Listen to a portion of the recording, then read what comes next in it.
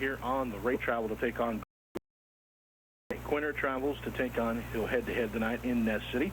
Rollins County travels to take on Northern Valley. Plainville and Phillipsburg will meet tonight in Plain. Talk more about that game. That one on 102.5 K. So on the area games going on tonight, Stanton County hosting Wichita County Leota tonight. That game in Stanton County. And Trigo Community and Wallace County will go head-to-head. We have, of course, 3 games for you, as always, on the radio this evening. We will start with our game on 97.9 KWGB, which is Ross Volkmer on the call tonight, as the Oakley Plainsmen will be in action taking on Norton tonight in Norton. Again, Ross Volkmer with the call, and here's his preview of that game that you'll hear tonight on 97.9 KWGB. Tonight on the game of the week, the Oakley Plainsmen head north to Norton to face the Blue Jays and try to get that bad taste out of their mouth after an ugly 35-0 loss versus Smith Center last week in a game where the Plainsmen had 4+ turnovers. The defense played solid, but just didn't get any help from its offense, only totaling 152 total yards. And that's just been a big problem for the Plainsmen this year. The offense has been unable to really get the ball moving, only averaging 160 yards per game, 157 total yards on the ground, which is something we don't usually see from Oakley, despite them having a big line weighing over 218 pounds per man up front. The positive side for the Plainsmen so far this year has been quarterback Kendrick Smith, completing 54% of his passes. Norton comes in 2-0 after squeaking by rival Peaburg in a 7-6 game last week that had the Blue Jays turning it over 6 times and unfortunately losing their total yards leader in Gavin Lively to a kneecap injury for a few weeks. But they still have D1 quarterback prospect Jace Reuter back after missing most of last year with an injury, and one of the best high school football players Oakley head coach Ty Fonenstiel has seen in now running back Jordan Dole. Norton's offense is high-powered, averaging 400 yards plus per game, and their D might be even better, allowing just 10 points a game, led by last year's Hayes Daily News Defensive Player of the Year in Jacob Green. Oakley is 2-1 versus Norton since 2004. The only loss to the Blue Jays was last year when they fell 35-6. It all gets going at 6 o'clock Central, 5 o'clock Mountain with our K-Preps Kansas pregame show on Hot Country 97.9, online at nwksradio.com, and on the TuneIn app, search KWGB. For the game of the week, I'm Ross Volkmer. Thanks, Ross. Of course, also on the radio tonight, the Goodland Cowboys and Scott City Beavers will go head-to-head tonight in Scott City, Kansas. Bo Tiongson will have the call tonight on 102.5 KKCI. Here's his preview of that game. Tonight, the Goodland Cowboys continue GWAC play as they go on the road to face the Scott City Beavers. The Beavers come in 2-0 on the year. The Cowboys at 1-1, coming in off of a loss to the Holcomb Longhorns. And I think that's kind of been the story here in the early stages of Jeff Savage's first year with Goodland. How tough the schedule is right out of the gate. You get a Ray Colorado team who's a playoff picture team in 2A in Colorado, and then you play the #1 ranked Holcomb Longhorns in 4A D2, and then now you play the #3 ranked team in the 3A polls in Scott City. So a very tough start for Goodland out of the gates. They come in 1-1 on this season. They'll look to get the offense back on track after kind of a stagnant performance in which they struggled with turnovers against Holcomb. 6 interceptions thrown combined by Goodland quarterbacks. They'll have to cut that number down as they face a very potent Scott City team who's got a new quarterback of their own. Trey O'Neill graduated and gone now to Fort Hays State University to play basketball. The junior Bo Hess taking over at the signal calling position, 18-37 on the year for 209 yards, 3 touchdowns with 3 interceptions. Last week against Colby, Hess threw for 22 pass attempts. That's more than 2 games combined last year for Trey O'Neill, the most passes they ever threw, besides that playoff loss in the 3A semi-state playoffs, was 15. So they're airing it out a little bit more under Glenn O'Neill's direction this year. Bo has something you have to keep an eye on if you're the Goodland defense. Also that great backfield of the senior duo, Cooper Griffith and Wyatt Kropp, who have combined for over 330 yards and 4 touchdowns already on the season. Luke Avila will look to get back on track with his quarterback, Levi Archer, and we'll see what the rushing attack has in store this week for Goodland. When Dawson Ensign went out last week with a little bit of an injury, we saw Evan Peter, the sophomore, step up into the running back spot. He ran the ball very effectively out of the power I, and that offensive line did a great job against a very stout Holcomb front. Kickoff will be at 6 Mountain Time from Scott City. The Hayden Outdoors pregame show will begin at 5:30, followed by Goodland Game Day, presented by the Insurance Agency. Bo Tiongson for the Tri-State Sports Network from Rockingham Media. Thank you, Bo. Before we wrap up the segment here, let's take a look at current standings in the Greater Western Athletic Conference.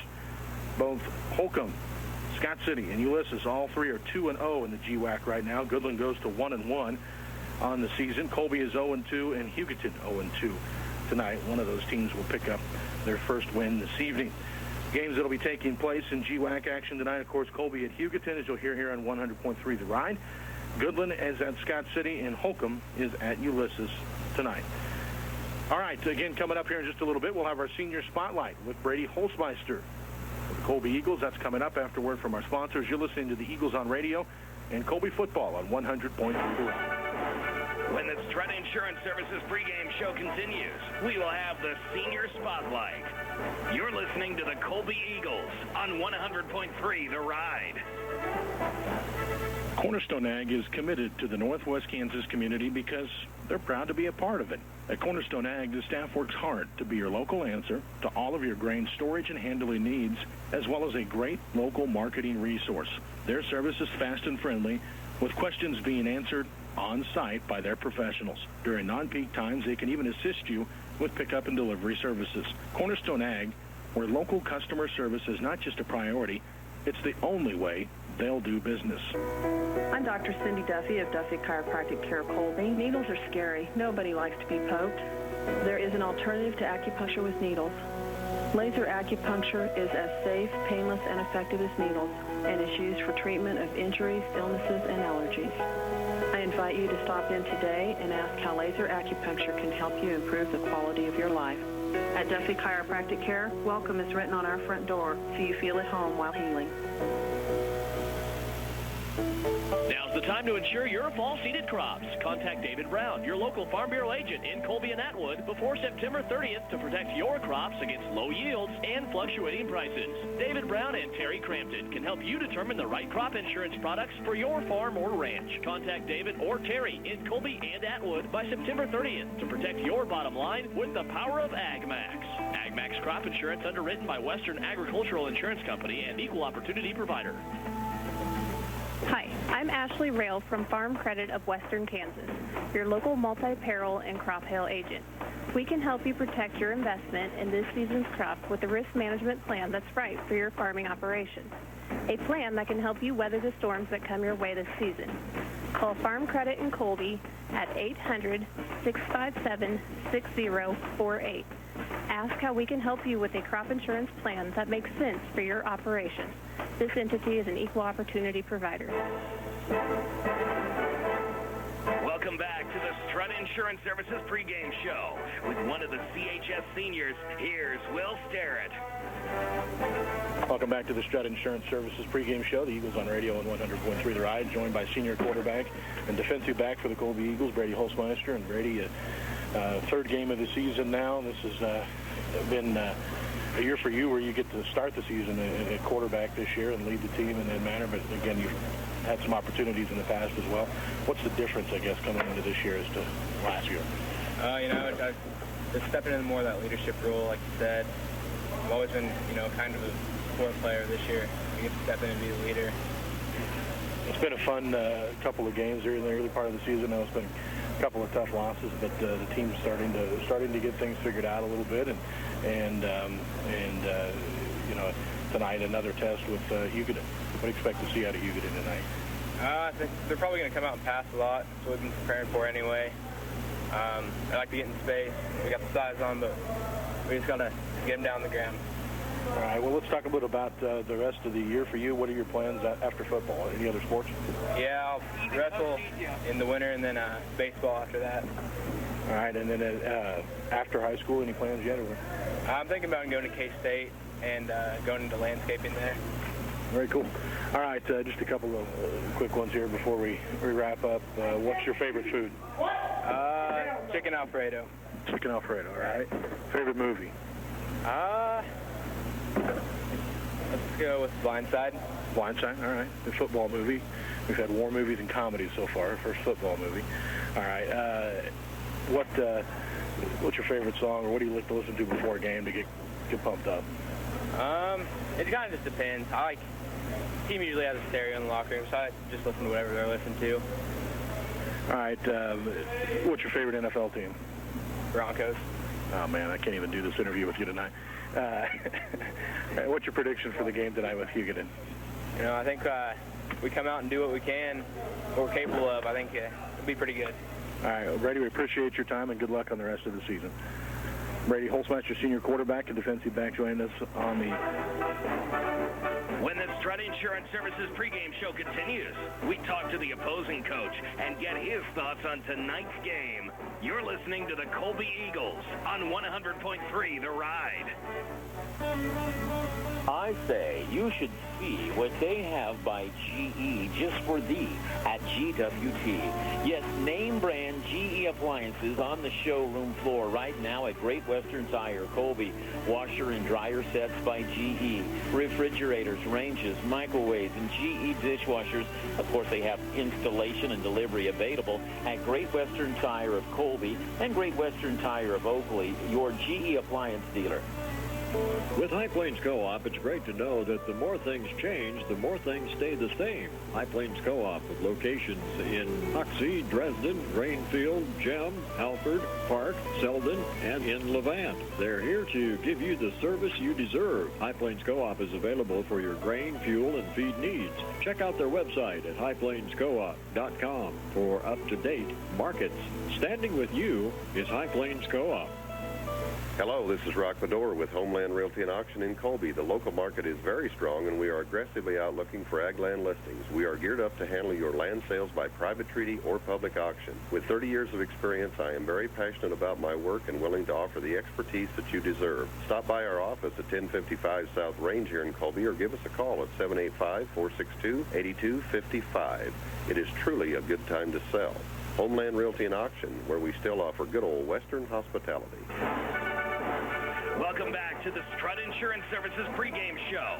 It's time to talk to tonight's opposing coach with the coach. Here's Chad Jones. Welcome back to the Strut Insurance Services pregame show and the Eagles on radio here on 100.3 The Ride, joined by the head coach of the Hugoton Eagles, Coach Fulton. And Coach, tell you what, this conference this season, kind of like it's been the last several years, some very, very good teams in there. Let's talk a little about how the season's gone for your kids so far. You guys played a very good team in Ulysses last week, but played a pretty good game against them. Yeah, our kids really bounced back well from the Friday before, where we play, get things done, and they really came back with a good attitude last week, and they played with effort, and they played with a lot of heart, and they just played and had fun, and that made a bit difference of just relaxing and going out and playing football. I tell you, and that's a tough team. But probably one of the best running backs in the state for sure. Ulysses. Yeah, he is. It makes for some matchup issues for sure. Yeah. You guys, you've got a good group of youngsters on here, and some leadership up above as well. And I've been impressed looking at some of the numbers. You guys are throwing the ball very, very well. Yeah, we've kind of changed our offense. 2 years ago, we were a flex bone team, and last year we started incorporating more of the pass into it. And this year we really kind of have committed to that. We're throwing the ball around 30 times a game, and we're still sprinkling in some run there and things that we felt like we can do with the type of kids that we have. And our kids are buying into it, and they're starting to understand it. And we're really excited about where our season's going. That's the fun thing about high school, personnel kind of dictates a lot of what you do offensively and defensively. Have to be able to adapt. And we don't have those type of kids that are just going to be able to line up in a power formation and just go right at you. We have a lot of good kids that are just, regular-sized high school football player, and we decided this type of offense really fits their abilities and what they can do, and they like it, and so we're excited about that. Well, let's talk about the game this week. You guys have Colby. You're at home. Fortunately, you don't have to make the 412,000-mile bus trip. But tell us your thoughts on the Eagles and the game. They look huge up front, and they're going to want to run the ball and come after you there. And on defense, they've been very aggressive.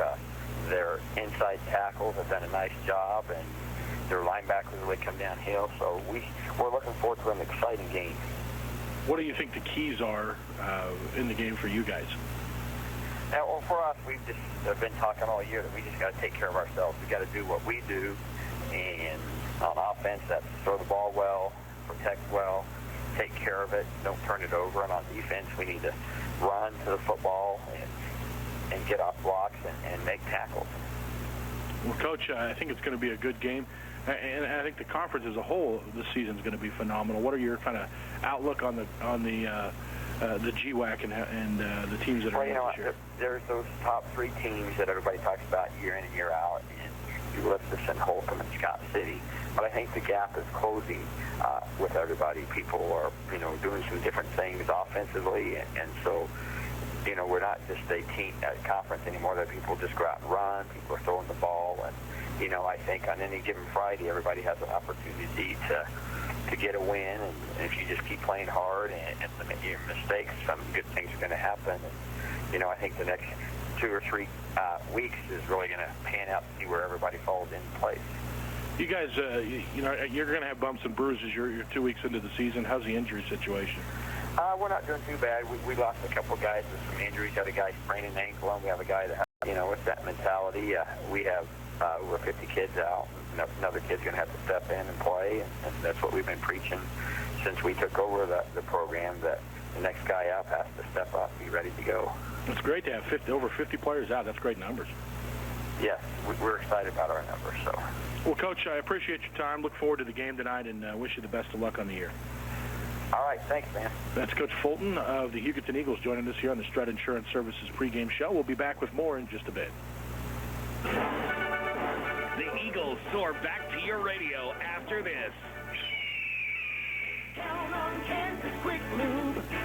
Every time you come in, we change your oil, check your tires, wipers and balls, everything your owner's manual will recommend. This month, ask for blended synthetic high mileage or full synthetic oil and claim your certificate for $10 or $15 off your next full-service oil change. They're our best oils and give you better engine protection and better fuel economy. Count on Kansas Quick Lube. Our name says it oil. Losing a loved one can be the most difficult experience you ever go through. But at Kirstenbrock Funeral Chapel, we are ready to ease your burden during your time of grief. We serve all of Northwest Kansas and offer reliable and professional services, including funerals, monuments, and memorial products. Contact Kirstenbrock Funeral Chapel at 785-462-7979 and let us help you through your loss. That's 785-462-7979 or online at kirstenbrockfuneralchapel.com. This is Decision Weather Meteorologist Chris Romick with your Friday night Northwest Kansas football forecast. It's been a gorgeous day across the tri-state area as temperatures have only reached into the lower 70s as a cool front went through. Winds will be a bit breezy from the northeast at 15 to 25 miles per hour. And for kickoff here this evening, that beautiful weather will continue. Temperatures will start out right around 70 degrees. The winds could be a bit gusty into the lower 20s. However, an hour or two into the game, they will die down from the north at about 5 to 10 miles per hour. And overnight, we'll see those temperatures drop into the lower to mid-40s, so a bit of a crispy, chilly start tomorrow. The games across the area are mostly on the road today. Atwood will travel to Northern Valley, St. Francis to Oberlin, Hoxie to Tribune, Oakley going to Norton, Colby going to Hugoton, and Goodland at Scott City.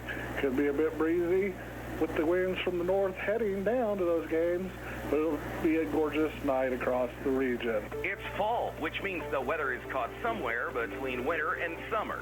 But even as temperatures change outside, your comfort doesn't have to, because a new Lennox heating and cooling system from McKee Incorporated preserves your comfort all year long. Right now, you can enjoy a rebate of up to $1,700 with the purchase of a qualifying new Lennox heating and cooling system from McKee Incorporated. Call them at 785-462-3132.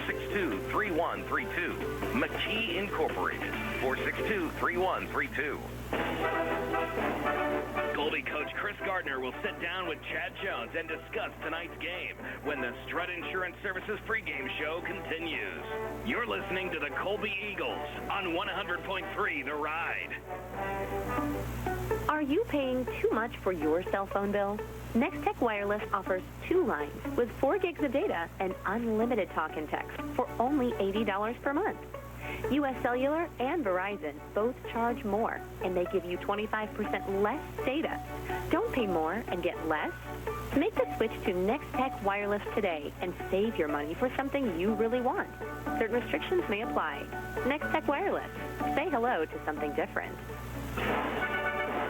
You're listening to the Strut Insurance Services pregame show and the Eagles on radio on 100.3 The Ride.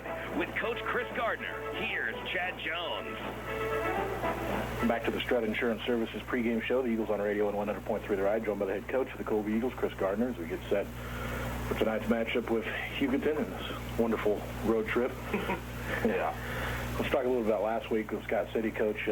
Kind of a game of two halves in the contest. You look at in the first half, they kind of hit that 50-yard pass, and then had a couple of plays go their way and kind of avalanche, but in the second half came out against their starters and actually won the second half of the game. Yeah, well, I mean, that's exactly right. You know, we played with them the first part, and seems like, you know, they hit that big pass and they scored. Then the next possession, we throw a pick six, and it kind of snowballed. And it just took a while to get our feet underneath us. And came back half, really didn't make too many adjustments other than just, kind of reiterated what we wanted to do. And I thought they played a lot better the second half. Hopefully that second half is something we can build off on. Is that, you get early in the season and you're trying to get an identity of your team a little bit? Is that maybe what you're still trying to get out of these kids? Because the ability's there. Yeah, a little bit. I mean, as much varsity minutes as these guys have, I kind of had hoped that we had a little bit. But, we've got enough new pieces in there that, yeah, it's going to take a while for them to get their legs under them. But, yeah, you're still trying to kind of get through some things. And we've talked about this before. Our schedule doesn't lend a whole lot of getting your feet wet kind of thing. You better hit the ground running. And so, yeah, we're hopefully moving in the right direction. And not hopefully, I think we are moving in the right direction. I think we're progressing a lot better week to week. This week, how did practice go this week? I thought it went a lot better. We had to do some soul searching this week. We had to get down to some basics this week, and we made some improvements from week 1 to week 2 as far as the penalties and the turnovers. But now we had to make some improvements up front this week, and just understand that we got to put our feet in the ground and we got to use our size and strength instead of just kind of sitting back on our heels and letting things happen in front of us. And so this week we really stressed some basic football. Get your rear ends in the air up front and block and just power run kind of stuff. We kind of joked about the road trip at the beginning, but it's a monster trip and hard to keep focused on that long of a drive. It is. That's as a coach. But, we kind of get there. We get them out on the field. We run through some stuff, try and get their heads back in it, that kind of stuff. We stopped Garden City and let them get out and stretch their legs and that kind of stuff. So, where Colby sits in northwest Kansas, you got to travel, and so we got to be ready for that. Hugoton, you look at this team, they're a little bit different team than what we've played so far in the season. A team that likes to focus on throwing the football, and been pretty successful with it early on in the season, despite their record. Yeah, and then that's just it. The first two teams we play, they want to pound and run, and in Scott, even though Scott can throw the ball very well, they want to still pound you and go run off go pass off the run. But Hugoton's a little different. Hugoton is like, they want to get people in space. They got fewer big guys than what we've seen the last couple of weeks, and they want people in space, and so they're going to throw the ball around hitches, bubble screens, that kind of stuff. And so, we've got to make sure that we get and close those windows down, I guess. So what's the keys, I guess, offensively and defensively, then, to be successful tonight? Well, offensively, we've just got to pound the rock tonight, and we've got to get some yardage out of our run game and then use some of our size tonight. This might be the first week where we have some size advantages, or we're as big as any team we play, but this might be a week where maybe a little bit bigger up front than the team we play. And so we've got to take advantage of that offensively and just be able to put 10 to 12 plays together right down the field and get in the end zone. And defensively, we got to understand we can't give up the big play, and we've got to, they want in space, and we got to make those spaces small for them. And so we've got to hustle the football. We got to get our eyes right, get lined up right, and understand that, if we do our job and run to the football and tackle, that they won't have those open spaces. So, those are two things. I know it's kind of cliche to say all the time. We got to control the football and keep their offense off the field, but it's a cliche for a reason, because that's what you got to do every week. So. Offense, defense, and then we'll do special teams. Well, and here's the deal. Coach Wilderman's done a great job of special teams. he's done a nice job with the kickoff and kickoff return and that kind of stuff. And we've really, the last couple of years, we've excelled in those spots and punts and punt returns. He's done a good job with it. You know, he likes an onside kick every once in a while, and so that kind of keeps him guessing. But, you know, he calls it a squib, but it's, you know, we all know it's the truth. So, no, he does a great job. And that's one thing, you know, Chad, I know we got all these guys ready to go, but, you know, the staff's done a great job this year. You know, you could think that, you know, well, we've got a lot of older guys, you can kind of wrestling. No, we've been on our toes coaching pretty dang hard, and these guys have done a really great job of getting everybody ready to go. All right, well, Coach, we look forward to the game tonight. We'll talk to you afterwards. All right, thanks a lot, Chad. Coach Chris Gardner of the Colby Eagles back with more of the Strut Insurance Services pregame show in just a minute. When the Strut Insurance Services pregame show continues, Thomas Wheeland will join Chad in the booth for their keys to the game. You're listening to the Colby Eagles on 100.3 The Ride. Would you like to try to improve your quality of life and maximize your health? Through a personalized nutrition and wellness program from Northwest Kansas Chiropractic, our patients find they feel better, sleep better, and have more energy so they can enjoy life more. This is Dr. Eric Griggs inviting you to stop in and discover the benefits of chiropractic care. Call Northwest Kansas Chiropractic today at 460-0332 to schedule your appointment. Northwest Kansas Chiropractic, improving your health, wellness, and quality of life. Hi, this is Carrie Jones, head volleyball coach at Colby Community College. I'd like to invite you to the 5th annual night golf tournament, Saturday, September 19th. The tournament is a 4-person scramble with the front 9 starting at 4 p.m., followed by dinner and night golf. The cost is $240 and includes supplies, green feeds, and dinner. To sign up, contact myself or Chad Jones at 785-269-7728. And thank you for supporting CCC Volleyball. Reaching your financial goals depends on the investment decisions you make today. This is Lisa Wilson, financial consultant at Investment Professionals Incorporated. We offer a full range of financial products and services to help you get what you want in life. For more information on stocks, bonds, mutual funds, and retirement planning, please call me at 785-460-3321. Securities and advisory services offered through Investment Professionals Incorporated, member FINRA and SIPC. Products carry no bank guarantee, are not FDIC insured, and may lose value. This is the Strut Insurance Services pregame show on 100.3 The Ride. It's time for the keys to the game. Here's Chad Jones and Thomas Wheeland. Welcome back to the Strut Insurance Services pregame show and the Eagles on radio on 100.3 The Ride. Time for our keys to the game segment here today. Thomas Wheeland joins me in the booth as we get set for kickoff with Hugoton and Battle of the Eagles tonight. And Thomas, as we get going into this ball game, this is I think this is kind of a big week for Colby. And we talked a little bit with Coach in the pregame in trying to find an identity. And this is a team that shouldn't struggle with that too much because it's a pretty veteran team. Kids that have had a lot of playing time over the last few years. Some of them in different roles or greater roles, but they've had playing time. So that leadership that what we need to do to go out and win, they should have a little bit, and they've struggled upstairs. And that's what Coach, we talked with a little bit on the kids yesterday was, hey, we're getting it done physically. We're better than we were last year. We're bigger, we're faster, we're stronger. Mentally, we're still making a lot more mistakes, and they don't have that confidence, I guess, yet, or maybe that, I don't want to say arrogance or confidence, but that thought in your head is we're going to go out and win, or that swagger, I guess, would be the word for it. They just haven't developed that yet, and it's going to be tough to do if you keep struggling in games and not getting out and going. And I don't know how you coach it. I don't know how you get them fired up that way. It's tough. Yeah, that is a tough thing to do. Get that killer mentality, and some kids come out and hit people in the mouth from the first play. And that's you can give all the pregame speeches in the world until you're blue in the face, and until the kids do it, it really doesn't matter. But you're right. These kids have a lot of experience.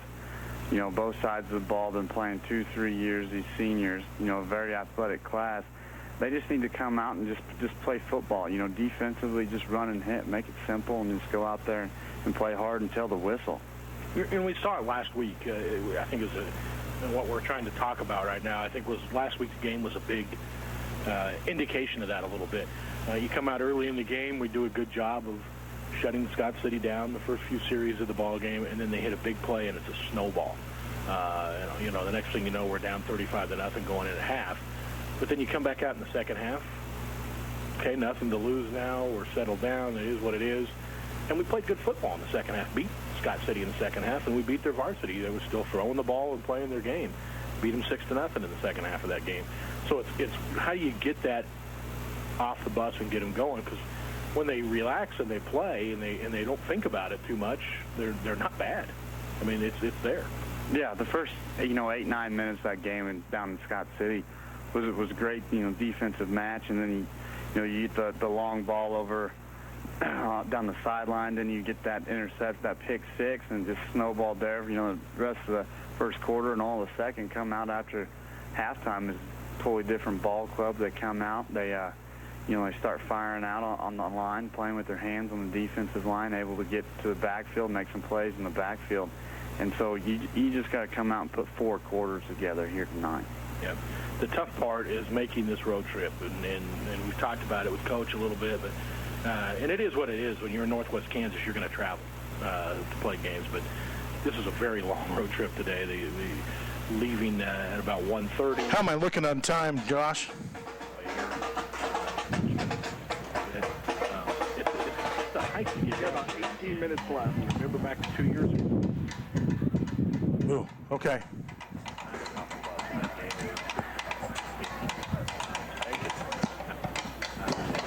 One of the things Coach a little bit worried about coming into the game today is, okay, how do we not have that happen? Because they weren't that much better than us 2 years ago, but we weren't ready to go at the beginning of the game. And I mean that in the fact that mentally, we just, it's a long trip, you're tired in there, they've got to get ready. They've got to come out ready to go. And I think, again, we go back to last week a little bit. If we get out and score 7 points early in that ball game, we're leading 7-0. That's a totally different game against Scott City. Tonight, I think that's one of the things we've got to do is get off the bus and go. Yeah, absolutely. These long road trips, whether it's to Hugoton or Concordia or Clay Center, 3.5-hour trips on a bus is a long time. And that's from a coach's point. I mean, that's what keeps you up at night. How do you keep these kids from coming out flat in the first quarter and then just having to catch up on you? And you just got to come out. You try and break it up with things like stopping them Garden City, stretching the legs out. And you start turning the movies off on the bus. An hour outside. You just start trying to get them focused in on what they need to do here tonight and doing their job and what the game plan is. Speaking of game plan, this is a different game. The first 2 teams we've played, I mean, Scott City had the ability to throw and did a little bit, but they're not a team that wants to throw the football. They're a running team, and of course Oakley was the same way. They're pounded 5 yards in a cloud of dust or 3 yards in a cloud of dust type team. So we faced that the first 2 weeks. This is not that in any way, shape, or form. Hugoton's throwing the ball 30 times plus a game right now on the season coming into the day, and they're pretty successful with it on the year, which leaves some different challenges for us in a couple of areas. I think, last week we have the size advantage on the defensive line, but we didn't get enough pressure on Scott City when they did throw the football. Tonight, with a quarterback that likes to throw, and he will run a little bit, but it's not something that he likes to do. I mean, he likes to sit in the pocket and throw the football. We've got to get pressure up front. It takes some pressure off the defensive secondary because there's going to be some mismatches there, and it's always hard to defend the pass anyway. Going to be interesting up front. Yeah, when you see a kid's a stat line, and it shows that he throws the ball 30 times a game, he's very comfortable in the pocket, obviously. So you got to come out and do your best job to make him uncomfortable, get him out, make him move around, get him outside the pocket where you can clean him up at, and force him to step up into the guys. You got big Ethan J up there in the middle. He's waiting to get his hands on a quarterback. So you got to try and do some things, make him uncomfortable, send some blitzes, maybe do some man coverage, send one more guy than they've got to block, and try and force him out. and do some things that he's not accustomed to. And, on the back end, they're going to have some different coverage. They're going to be able to mix that back end around. You got a couple of good safeties back there that you can do a lot of different things with. So that defensive line, again, is going to be a huge key to help take the pressure off that. But I think on the other side, and we talked about the line, we've talked about it all year, and this is an advantage that we think we have in areas, and we do have in size. But on the offensive side, they're going to be more important, I think, to help the defensive side out than ever tonight. The passing team makes the game go long. Completion stop clocks, the game tends to drag a little bit. Colby needs to do on the other side of the ball is put together long drives and ground it and pound it, and that's the game plan tonight. They want to come out and run. It's not one of those where we're going to try to fling it a whole bunch tonight. Alex? Come out and run. Josh. Dang it. Sorry. Yep. Where am I at on time? You got about 12 minutes left. 12 minutes? Yep. Okay, good. That's going to work out about right.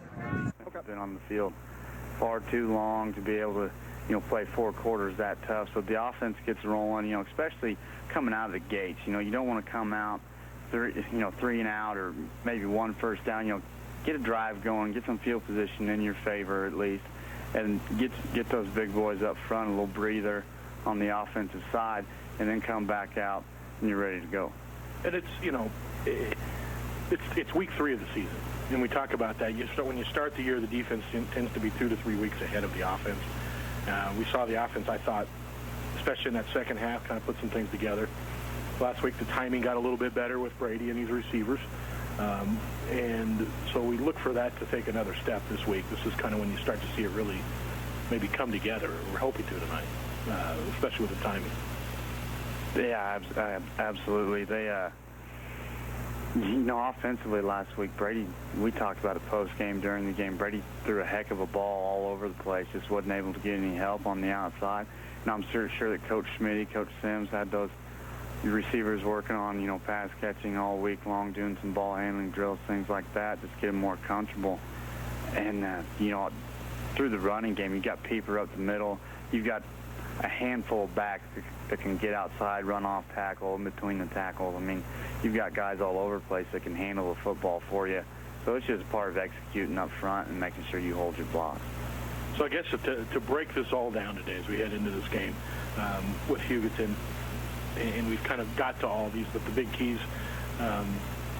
in the game is get off the bus and go, get a lead, control the pace of the game by moving the ball offensively and running the football, and then defensively getting some pressure on the quarterback and play well in the secondary. I mean, it's kind of easy to say, but I think the biggest key this week is up front. That line on both sides of the ball have to get it done for them to win today.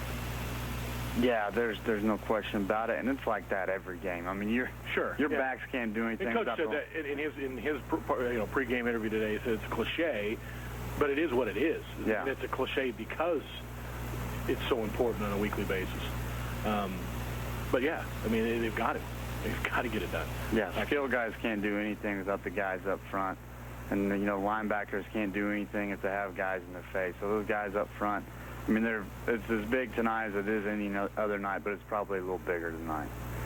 Well, we are moments away from kickoff tonight. We'll have the starting lineups coming up here in just a little bit for the two teams and get you set for kickoff as the Colby Eagles taking on the Hugoton Eagles. You're listening to the Strut Insurance Services pregame show and the Eagles on radio on 100.3. We meet tonight's starting lineups when the Strut Insurance Services pregame show continues. You're listening to the Colby Eagles on 100.3 The Ride. When it comes to flooring and cabinetry in Northwest Kansas, the place to go is Northwest Kansas Decorating Center. They've been in business for over 39 years, serving the Northwest Kansas community with all their flooring and cabinetry needs.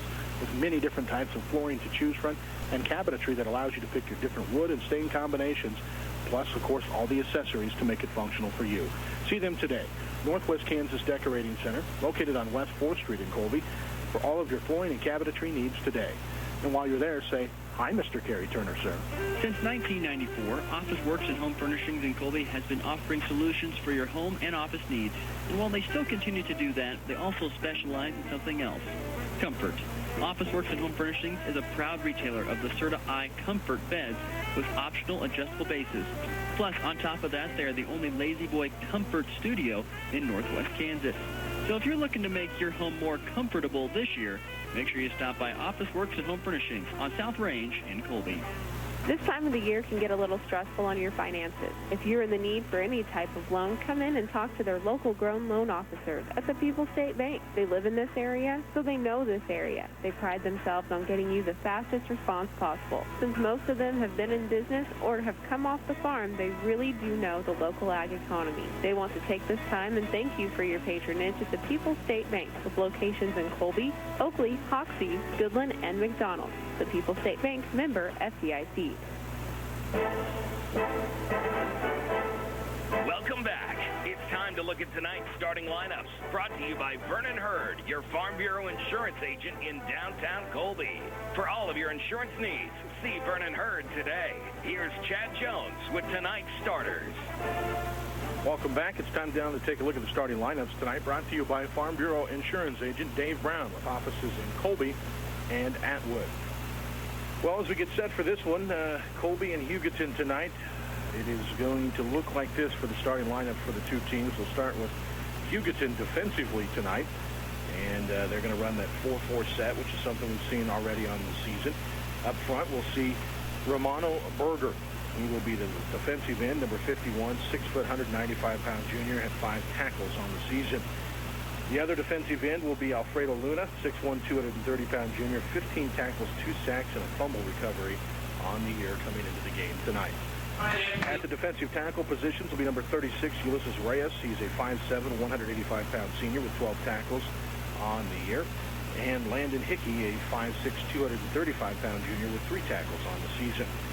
Linebackers tonight for the Hugoton Eagles will be Hunter Kerbro, one of the outside linebackers. Kerbro, a 5'10", 160-pound senior, 13 tackles on the year. The other outside linebacker is Pedro Ordonez, 5'9", 145-pound junior, 23 tackles, 3 sacks, and an interception on the season. The middle linebackers are Marcos. How are we on time? 5'8", 160-pound sophomore that wears about 5 minutes, Chad. Okay, good deal. And Peyton Cornelson, 21 tackles on the season for Cornelson, the 6'1", 200-pound sophomore. He also has 1 fumble recovery on the season. The cornerbacks for the Hugoton Eagles tonight will be Mitchell Hamlin, a 5'10", 145-pound sophomore with 7 tackles on the season. He wears number 8. And the other cornerback is Manuel Mendez, a 5'8", 160-pound senior with 10 tackles on the season, wearing number 11. Parker Titus will be the free safety for the Hugoton Eagles tonight. He's a 6'3", 165-pound senior with 12 tackles on the season. That is how the starting lineup looks defensively tonight for the Hugoton Eagles. Offensive look for the Colby Eagles tonight. Pretty much similar to what we saw last week for the most part. Ethan Jay will get the start at left tackle for Colby, the junior, wearing number 64. Brady Slinger will start at left guard, number 54. He's also a senior. Casey Quiliano will get the start at center tonight, the senior for the Eagles, wearing number 70. Austin Hart, number 71, will get the start at right guard, another senior for the Eagles. And then Colin Gugelman will start at right tackle tonight for Colby, number 63, and a senior for the Eagles. And this offensive line has a good advantage this week, maybe more than we've had in any game yet this season. The wideouts for the Eagles, Bryce Armberger will start at the X receiver. He is a senior. He wears number 22. Connor Edmondson will get the start at the other receiver for Colby tonight, the Y. He is a senior. He does have 1 catch for 6 yards on the season. Brooks Curry also has a catch on the year coming into the ballgame. Had 1 last week for 10 yards in the contest. Starting backfield tonight for the Colby Eagles, a little bit different here is, again, Ben Matchell, injured last week and is going to probably be done for the season as of right now. So the backfield will look like this.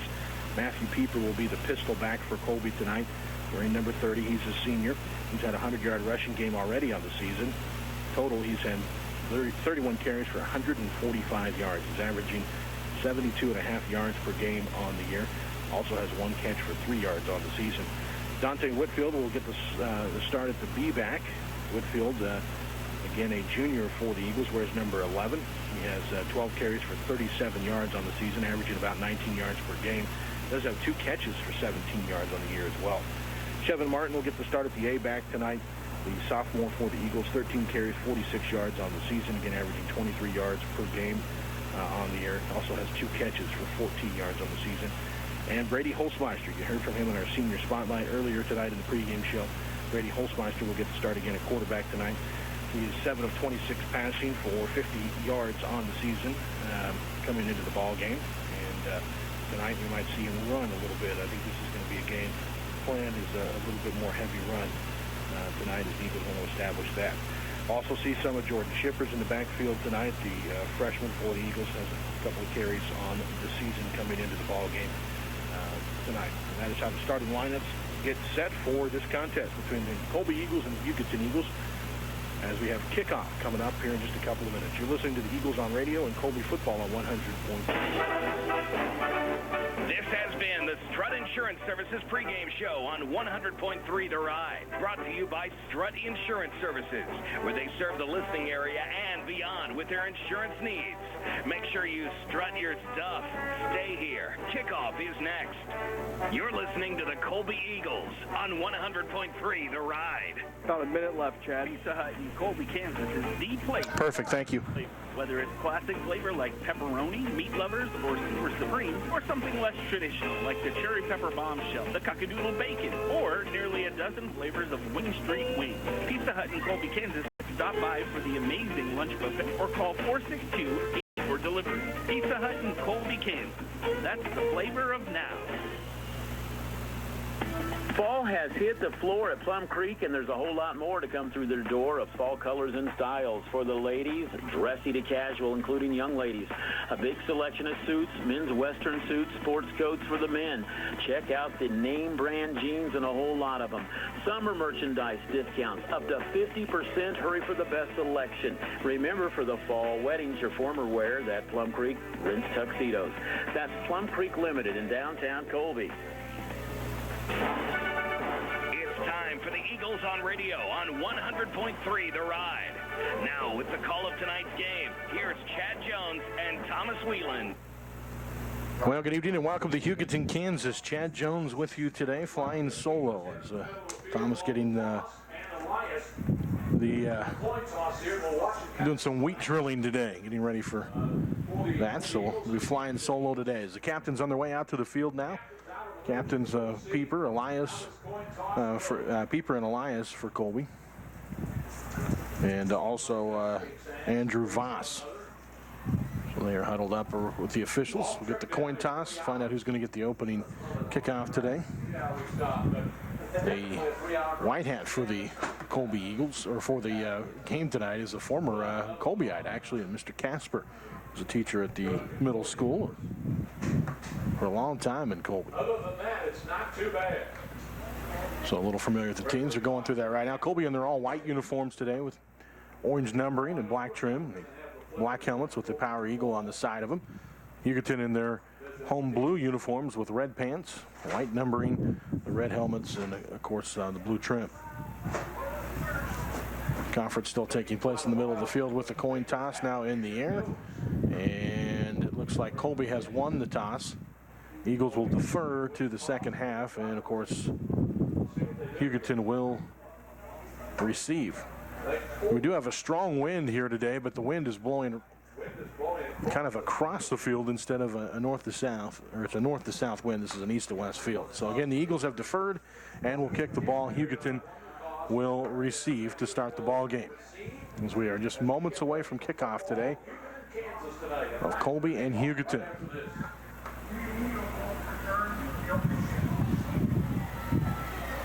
Great night, really, is it? With the exception of the wind, it's been a very nice night for high school football. It's one of 3 games tonight in the Greater Western Athletic Conference. Goodland is at Scott City. That's on our sister station, 102.5 KKCI. Holcomb is at Ulysses tonight in other Greater Western Athletic Conference action. So the Eagles are going to kick things off here to start the game and get the defense out onto the field. Defense will have the first opportunity to go to work here. Austin Hart, again, will handle the kicking duties for the Eagles. And the returners for Hugoton are Mitchell Hamlin and Manuel Mendez.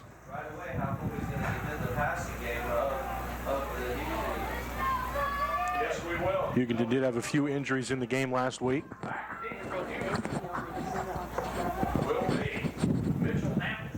So again, Mendez back deep, and Hamlin. Mendez to the left side, Hamlin to the right. Officials waiting to blow the ball ready for play. Here we go. Hart's kick on the way, and it's a little squib right up the middle. It's going to be bounced and picked up by one of the upmen for Hugoton, and Damon Donwan. And Donwan loses his helmet as he's drugged down at about the 36-yard line. A short return on the play. Actually, that was Whitfield that lost his helmet on the play. So here we go. The defense of the Eagles onto the field, and they got to get ready to stop the pass tonight of the Hugoton Eagles. And their quarterback, Valentino Degalado, which was kind of a surprise. They had a young kid in Parker Titus, or I should say a junior last year, Parker Titus, that started at quarterback, did a great job. They've moved him to wide receiver this year, and the junior, and Valentino Degalado is now the starting quarterback for the Hugoton Eagles. So Hugoton will break the huddle. Degalado will be in the shotgun formation. There are 4 wide receivers to the left side and a slot back to the right for Hugoton. Degalado will send the man in motion. It's going to be a running play from left to right on a little jet sweep, and the handoff to Wade Hager, who's going to get it across midfield and down to the 49 of Colby, a gain of about 12 on first down. So it'll bring up 1st and 10 to go for Hugoton. Little jet sweep play again. Hager lined up in the slot position on the right side of the field, comes across the formation and picks up a nice gain. They're going to run the same formation this time. 4 receivers to the right, 1 to the left, and now we have a stop there as the tee was on the field there for the kicking tee. They got it off. Now the snap a little low. Degalado gets the snap, kicks it out there. It's caught for a short gain by Tyler Good. He is brought down after a gain of about 3 yards on the play. It's going to bring up 2nd down and 7. Brooks Curry in on the stop for the Colby Eagles. And again, a 2-yard gain, so 2nd and 8 to go as Hugoton will break the huddle once again. Salas and Good to the left side, 2 receivers to the right as well. Hager in the backfield, and they go a direct snap to him, which he does not handle. He's able to fall on it, and they're going to get no gain on the play. Again, that direct snap right to him, but he can't hang on to it. So now it's 3rd down and 8 to go here for the Hugoton Eagles. And a big play for Colby. Love to get a stop here. Parker Titus is to the left side along with Tyler Good. Also on the left side is Lustios. They're going to throw to Parker Titus on a little wide receiver screen. He is tripped up at about the 38-yard line. It's going to be close to a 1st down yardage with the forward progress. They're going to spot him right at the 40-yard line, which is out a yard. Ooh, they spot him across the 40, so it's going to be just under a yard to go here for Hugoton, who will line up to go for it. Wade Hager in the backfield. He's the lone setback. The quarterback, Degalado, in the shotgun formation.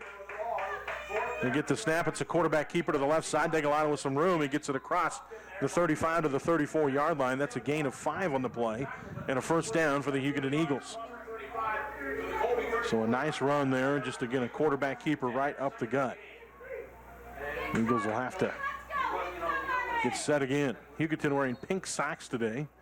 We'll talk about that a little bit later on. Degalado again will go back into a pistol formation. It's kind of a short shotgun. Good wins the backfield with him. Degalado looks, throws a quick pass to the outside, and that is brought in by Zach Leninger, the 6'5", 205-pound junior, and he's got a 1st down gain. Well, they're going to spot him short 9 on the play. Again, this is a team that's thrown the ball 30 times a game in the first 2 weeks of the season. Just something that Colby really hasn't faced yet this year. They will again in Holcomb coming up later in the season. 2 receivers to each side. Handoff's going to go up the middle. Great job defensively by the Eagles. There immediately to make the hit was Brady Slinger, spinning forward and maybe getting a yard on the play was Wade Hager. They're going to look at it here. They may measure.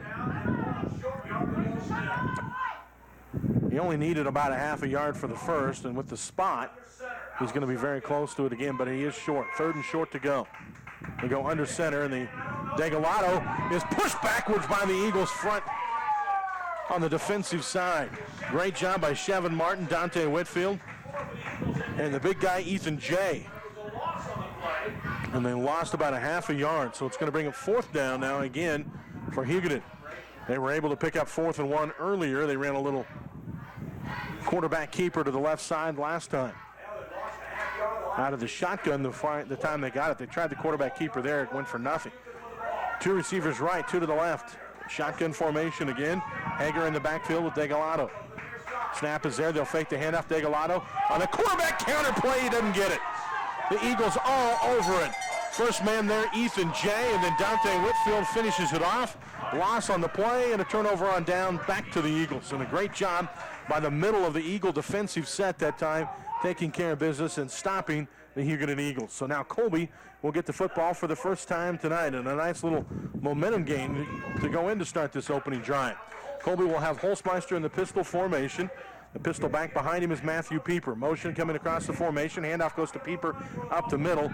A penalty flag is down on the play as Pieper picks up a couple of yards on the play as he's across the 25 out to the 27, but we'll see what the flag is on the play. And they are looking. It is a hold play against the Eagles. So right out of the gates, this is something Colby has got to get under control today is penalties. You don't want to hurt yourself with these 10-yard penalties right off the gates. It's going to cost them 8 because it did happen 2 yards across the line of scrimmage. So it brings up 1st and 18 now, though, for the Colby Eagles. Chevin Martin will line up in the slot to the right.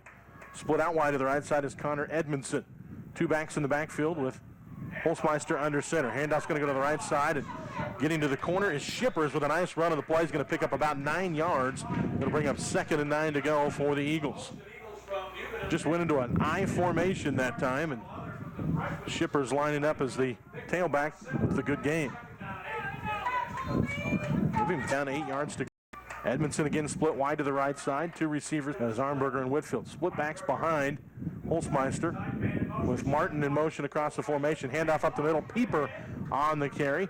He is hit at the line of scrimmage, but he's going to get forward across the 30-yard line and going to get a couple more yards in the play. It'll bring up 3rd down and 5 to go for the Eagles. And again, a little misdirection that time with the play call.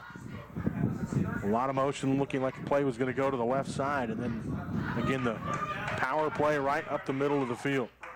3rd down and a long 5 for the Eagles now.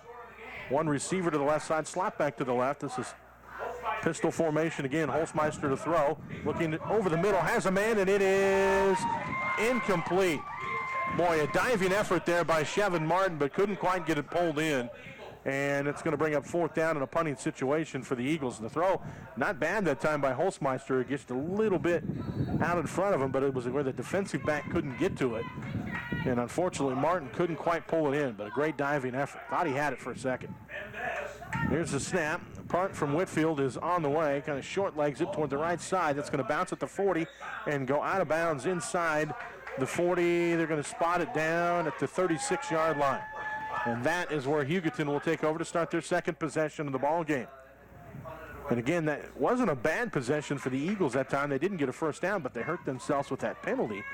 Again, they had the holding penalty on 1st down. Cost them 8 yards as it came from the spot of the foul. So they had 1st and 18 and got it down to 3rd and 5, but again came up a little bit short. Hugoton will get set to go again here. Again, this is their 2nd possession offensively. This time they have 2 backs in the backfield. Snap a little low to the left. Degalado looking for someone to hand the ball off to, as that one messed up from the start. And he just takes it himself around the right side where he runs into Gugelman, who brings him down for a short gain of 2 on the play. 2nd and 8 to go now for the Hugoton Eagles. Good job by the quarterback and Degalado that time, just making something out of nothing. No score in the first quarter, around 7:10 to go. First quarter of the clock running. It's set again, same formation, 2 receivers right, 1 to the left, 2 backs in the backfield. Again, the snap low into the left, and again, Degalado scrambling around, and he's going to look, throw down the field, has a man wide open. This is caught by Tyler Good, Good cuts it across the field. Colby with two defenders back there trying to get to him. Good angling from the corner, and the Eagles are going to drag him out of bounds inside the 5-yard line. That's a great hustle that time for the Eagles and Tate Carney and Tanner Elias to get back there and save a touchdown. But when that snap got messed up and he started to run, the safeties came up to try to defend it for the Eagles, and that allowed Good to get behind everybody. That was a great hustle to save a touchdown. Hugoton with the football, though, first and goal to go. They spot him out on the 7-yard line. Two receivers left, one to the right. Two backs in the backfield in the shotgun formation. Handoff's going to go to the tailback here in Wade Hager, who's hit at the line of scrimmage and brought down for a short gain on the play. Gugelman, the first man there for the Eagles. So it's going to bring up second down and goal to go now. Ball still right at about the 7-yard line. Hugoton will send one receiver to each side of the field. Diamond formation behind the quarterback. Degalado, who's under center, drops the snap, picks it up, hit and brought down again. No, he's going to get around to the right side, and he gets loose into the end zone for a touchdown. Looked like he was stopped in the backfield after the fumble snapped, and he was able to just kind of run into the end zone for a Hugoton touchdown. A 5-yard touchdown run by the quarterback and Valentino Degalado. That comes with 6 minutes and 13 seconds to go in the opening quarter of play. Hugoton now with the extra point opportunity, which is up and good. 7-0, Hugoton on top with 6:13 to go in the opening quarter. Back with more of the Eagles on radio and Colby football in just a minute. The Eagles score back to your radio after this.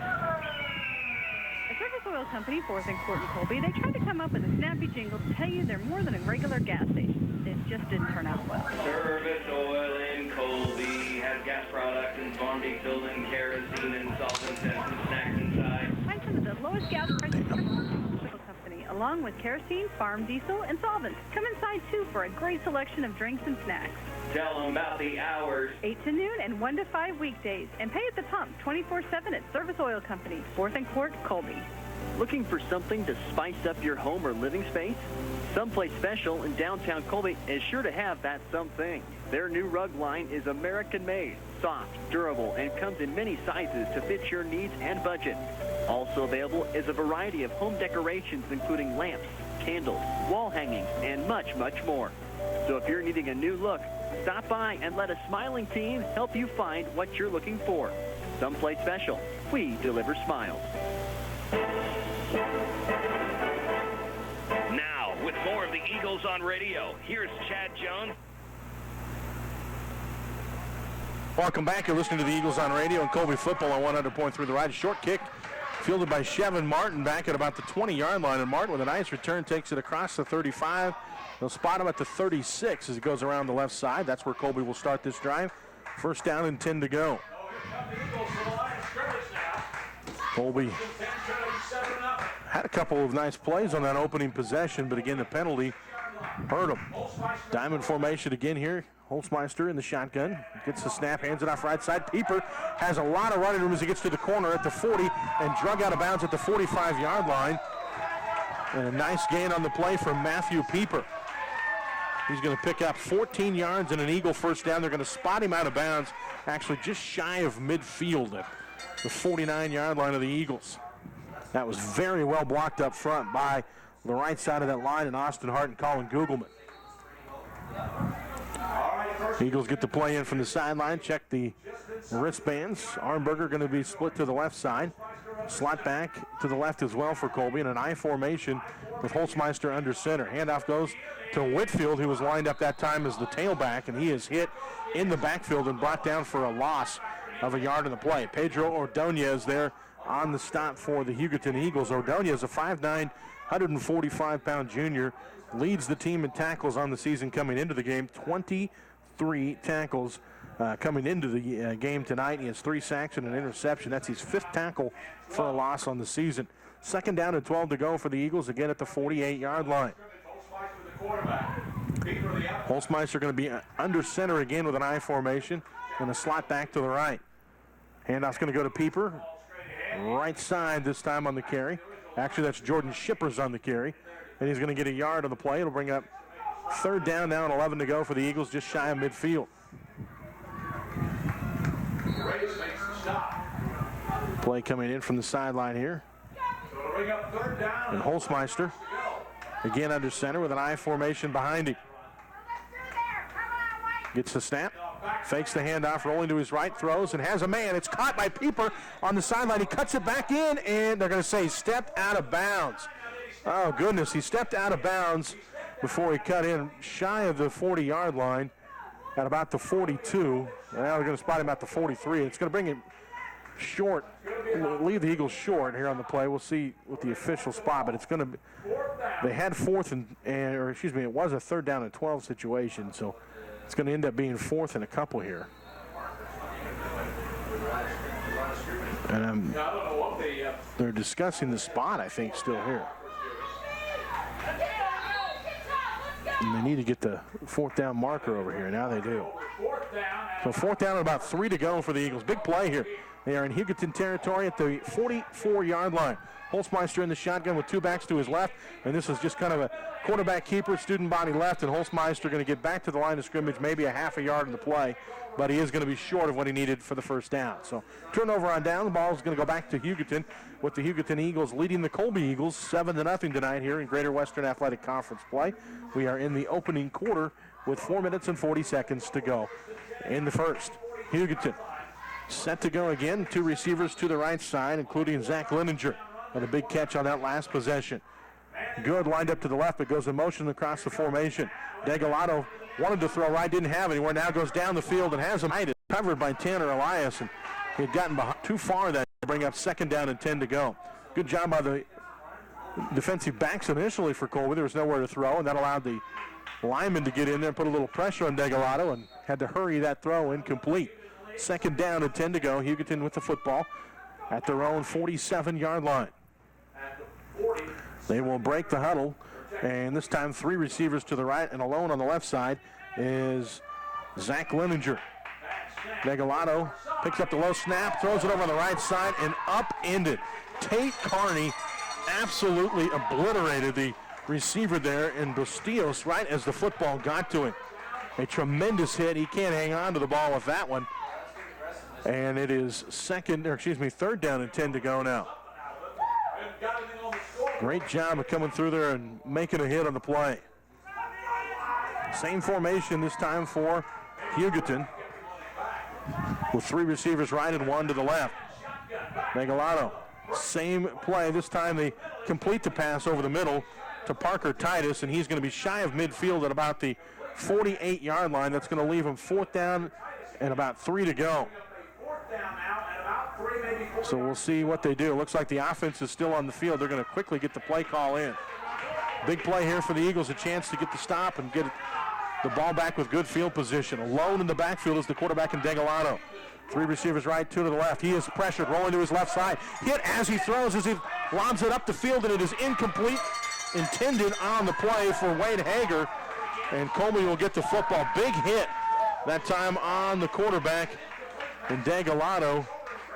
He was pressured initially by Googleman, and then the hit right at the end as he threw that football as a host of Eagles in his face. Colby's going to take over in Hugoton territory now at the 49-yard line, first and 10 to go. Again, Colby trailing 7-0 here in the opening quarter of play. Third possession of the game for the Eagles. Second time at the Hugoton territory. 2 receivers right. Shippers in motion across the formation. They'll throw a screen to him. A little bit too far in front of Shippers on the play. Got a hand on it, but couldn't pull it in. That'll be incomplete. So, had a little bit of running room that time, and Holzmeister flung it out there, but Shippers not quite able to pull it in. So second and 10 to go. 10 yards to go. I like the play call there on first and 10. A little player class to the near side. Armberger to the left, 2 receivers to the right, including Chevin Martin and Connor Edmondson. And again, Shippers in motion across the formation, and this time Holzmeister was running a little option play and had nowhere to go. As faked the handoff to the pistol back and Matthew Pieper, and then tried to keep it himself. We're going to lose 2 yards in the play. 3rd and 12 to go. Back in Colby territory now at the Colby 49-yard line. Edmondson to the right side. In the slot, Louise Shevin Martin to the right as well. Two backs in the backfield. Holzmeister steps up in the pocket, looks, throws it incomplete.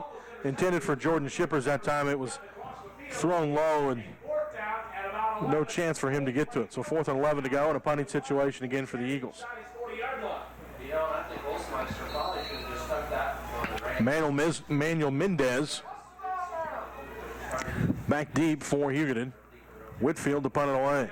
Snap is good, gets it away, and it was nearly blocked. Gets a line drive kick on the play, picked up by Mendez, who was hit at about the 15, but they didn't wrap him up, and he's able to get around to the right side and out to the 21-yard line. And that is where Hugoton's going to take over 1st and 10. 2 minutes, 59 seconds to go. Opening quarter, 7-0. Hugoton is on top. Colby's defense has played very well so far. Hugoton will get set to go again. Runninger left, 3 receivers right, 1 back in the backfield. The snap gets away from the quarterback in Dagalado, who falls on it, but again, they're going to lose big yardage on this play as they're going to down that one inside the 15-yard line. At the 13, so 2nd down and about 20 to go now for Hugoton. Hugoton's got to get it to the 31. They've been struggling with that snap the entire game.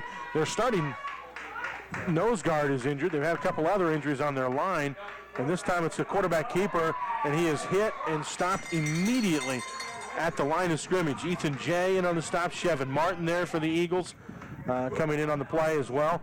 And a good job by the Eagle defensive front there. Brooks Curry also in on the stop. Clock running, 2 minutes, 8 seconds to go in the first. 7-0 the score in favor of Hugoton. But they have 3rd down and forever here deep in their own territory.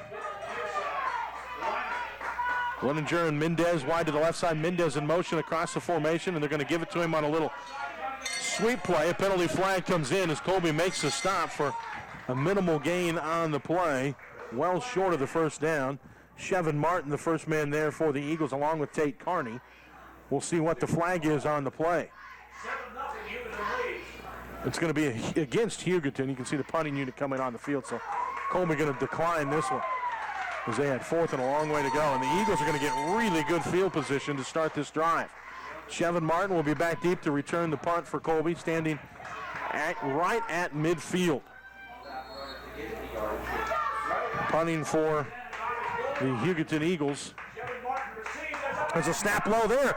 Going to pick it up. He's going to get it away, but again, a terrible punt off the side of his foot. It's going to hit the ground, though, and roll all the way to midfield to the 48-yard line. And that is where Hugoton will take a snap, but a punter that time for the Hugoton Eagles and Ulysses Reyes to just kind of pick it up, run to the left, and then get it off toward the sideline. Took a great Hugoton bounce as well to get it across midfield. So Colby still with great field position, though, just shy of midfield. They started the last drive on the Hugoton 49. They're going to start this one on their own 48. Scott City leading good in 7-0 at the end of the first. 2 receivers to the right, I formation. Holzmeister under center, gets the snap, hands it off right side. Good stiff arm as Shippers around the corner, breaking tackles and picking up a 1st down on the play. Shippers across the 40 down to the 38-yard line. 1st and 10 to go for the Eagles after a 14-yard gain on the play. Great stiff arm that time by Shippers as he got to the corner. Eagles will get set again.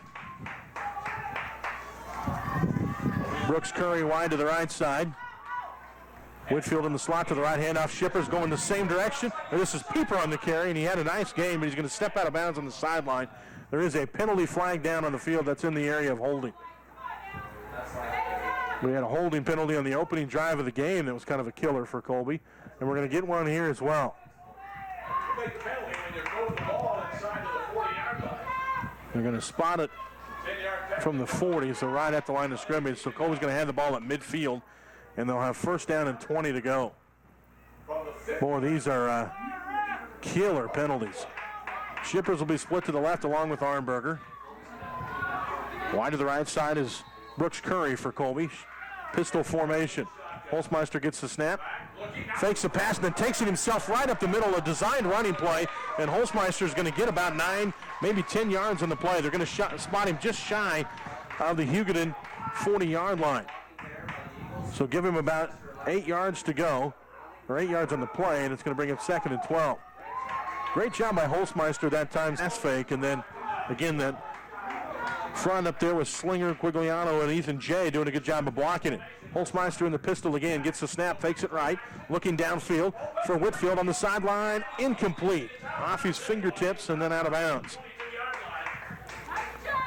This will bring up 3rd down and 12 to go. Wasn't a bad look that time, and I don't know, even if Whitfield catches that, if he's able to even get a foot in bounds. It was right on the sideline.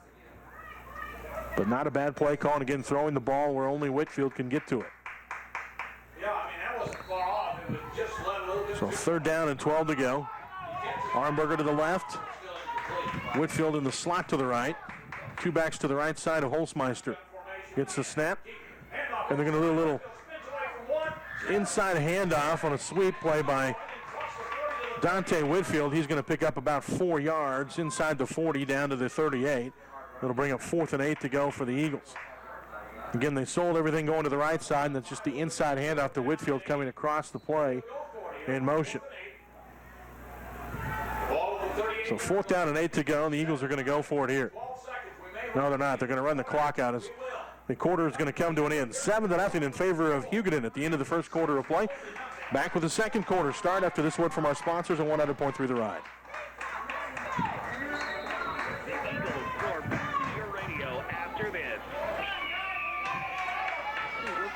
And experience are just 2 of the things so far from working with Stevens Construction for all your agricultural, commercial, and residential construction needs. They are your local Butler and Lester dealer and are ready to assist or wood frame building you have been looking for. They also specialize in overhead door sales and service. Stevens Construction has been in the business for over 40 years, so stop by today and see them on South Country Club Drive in Colby. Don't just insure your stuff, strut your stuff with Strut Insurance Services. Darvin and his professional agents at Colby and Brewster represent a wide variety of insurance companies. They can personally shop for a specific company and policy that offer you the absolute best coverage for the best price on most anything you own. Auto, motorcycle, home, crop, farm. If it has a value to you, they can cover it. Strut Insurance Services is locally owned and operated with hometown agents that are experienced and offer fast claims. 1675 West 4th Street in Colby. And Brewster, just look for the big yellow sign. That's Strut Insurance Services. See their ad in the Next Tech directory. Now, with more of the Eagles on radio, here's Chad Jones and Thomas Whelan. Welcome back. Eagles will get set to go. 4th down and 8 to go. Ball on the 38-yard line of Hugoton. Holzmeister in the pistol formation. 1 back behind him. Snap is there. Brady looking left side, firing, has a man, and it is caught by Shippers. Shippers has the first down inside the 25 as he's knocked out of bounds at the 21-yard line. Good pass by Holzmeister, hauled in by Shippers and the Eagles with a first down. Mitchell Hamlin knocking Shippers out of bounds, or he might have been able to turn that one up and put some points on the board. Big play for the Eagles. Colby 1st down and 10 to go. Deep in Hugoton territory now. Again, the football spotted at about the 22-yard line. Holzmeister again in the pistol formation. Back in motion across the formation. They're going to hand it off to Pieper up the middle. Hit at the line, but he gets forward, breaking tackles and picking up a couple of yards on the play. Give him about 6. A good job of blocking. Again, this front for Colby right now, and Slinger, Quiliano, Hart, Gugelman, and Jay getting the job done on the line of scrimmage. There have been some nice holes here for the running backs, taking advantage of their size. 2nd down and 4 to go for Colby. I formation again. Shippers dotting the I. He'll get the handoff right side, trying to get around the corner. Shippers, stiff arm, gets to the corner and drug out of bounds, or down at about the 10-yard line. And that should be enough for a first down. It is. So they'll spot him just inside the 10, where the Eagles will set up now 1st down and goal to go.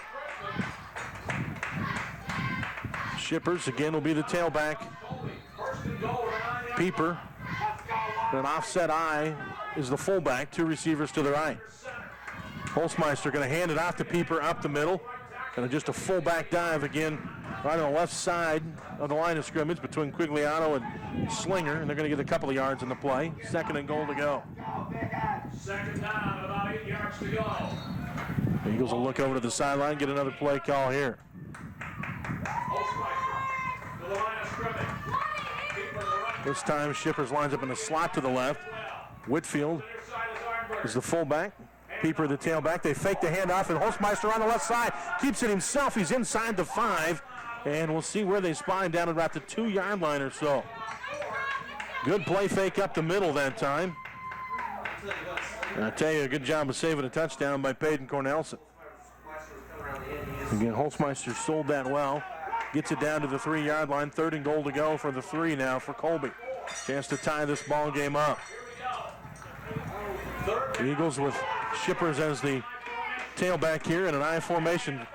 Holzmeister bobbles the snap, picks it up himself, drives forward though, and gets a yard or so on the play. We'll see where they spot it. Just shy of the goal line, but again, Colby will have another play here to try to punch one in. Holzmeister just bobbled the snap that time, didn't quite get it from Quigliano. So here we go, 4th and goal to go from the 2, I formation. Under center will be Holzmeister on 4th and goal. Quarterback keeper takes it to the left side. He's into the end zone, but there is a penalty flag down on the play.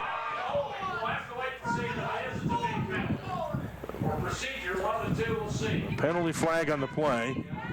It is a touchdown if the penalty is not against Colby. Flag was thrown immediately at the snap of the football. Of course, we'll decline it. Right.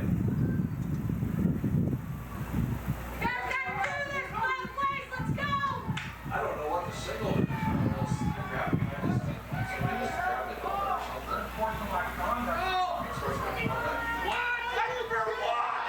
They call it unsportsmanlike conduct.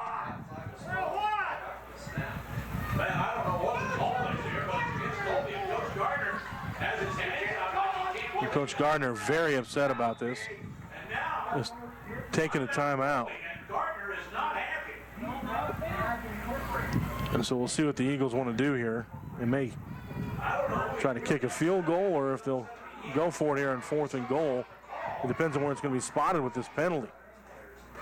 They're going to keep it here. It's 7-0. Hugoton leads. And they call it unsportsmanlike conduct, but they call it immediately at the snap of the football. It's an interesting one. They take 5 yards off and 7, so it may have even been an equipment violation is what I'm going to guess, is somebody didn't have their chin strap snapped or something along those lines for it to be the 5-yard variety there at the snap of the football. I don't know what this is. That's interesting. So it is 4th and goal to go with the ball on the 7-yard line after the 5-yard. So Pieper's going to line up as the tailback. And then you're going to have Shippers in the slot to the right there as the fullback. Whitfield in the slot to the right, one receiver to the right. Holzmeister looks, throws, has him incomplete. Intended for Shippers that time, knocked away at the end. So Hugoton's going to take over on downs. They call it an equipment violation is what it was on the Eagles at the goal line. On one of the linemen. I tell you, that's an interesting one. Hugoton's going to get the football at their own 7-yard line. Colby would love to get another quick stop here and get the football back. That's a very unfortunate situation for Colby because Holzmeister had gotten in on the play. It was a touchdown. A call back for an equipment violation. So here we go. Hugoton takes back over. Leninger to the right side, one receiver to the left. They're going to put 2 backs in the backfield with Degalado, who's waiting for the play to come over from the sideline. And now Hugoton has to take a timeout because they don't have personnel on the field.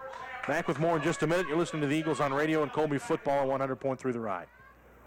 The Eagles soar back. Josh, do I have 1 break remaining? Is that correct?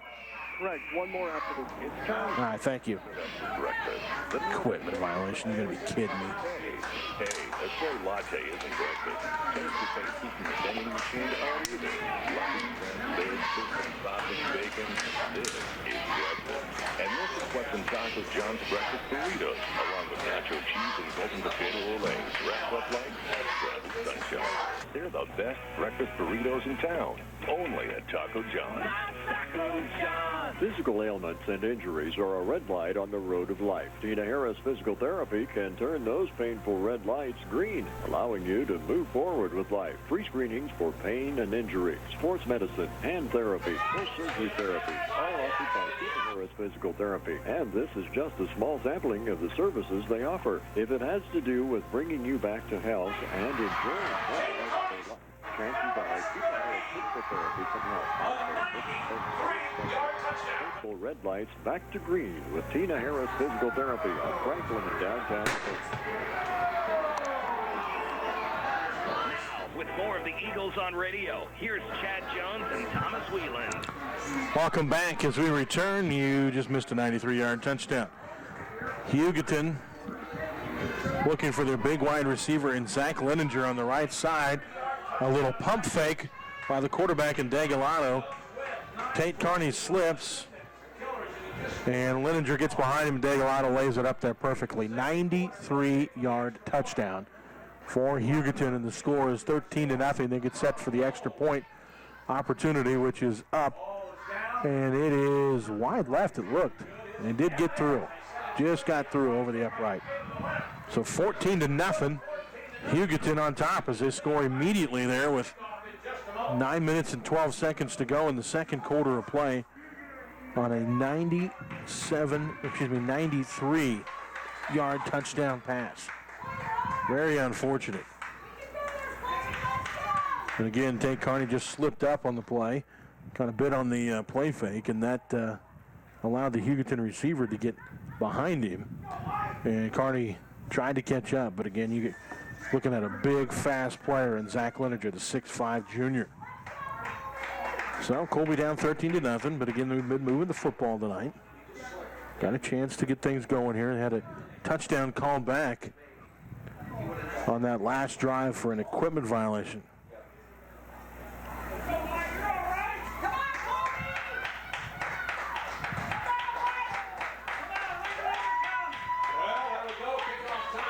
So now Hugoton kicking it away again. Eagles back deep. Chevin Martin. We have a left return. Martin trying to get around the corner. He is hit and stopped as he gets across the 20 to the 22. Good open field tackle that time by Tyler Good of Hugoton. So the Eagles will take over, 1st and 10 to go. They'll start this drive on the 22-yard line. Again, the Eagles have moved the ball fairly well tonight. Seen a lot of different formations and different backs. Jordan Shipper's having a big night for the Eagles. He'll be lined up to the left of Holzmeister in the pistol. The pistol back is Pieper, one receiver to the right side. Handoff's going to be a fake, and Holzmeister's going to keep it himself around the left side, takes it out to the 25-yard line. Picks up about 3 on the play. That'll bring up 2nd and 7. Looked like there was a little confusion there in the backfield. And Holzmeister, again, just takes it himself and gets what he can out of the play. So 2nd and 7 to go. 7, almost 8 yards to go. Holzmeister again in the pistol. Shipper's on the end around, going to get the handoff, tries to get the corner, and he's going to be drugged down across the 25 to the 26. Short gain on the play. Connor Edmondson comes out of the game for Colby, limping a little on that right leg. Andrew Voss will come in his place. 3rd and 8 here for Colby.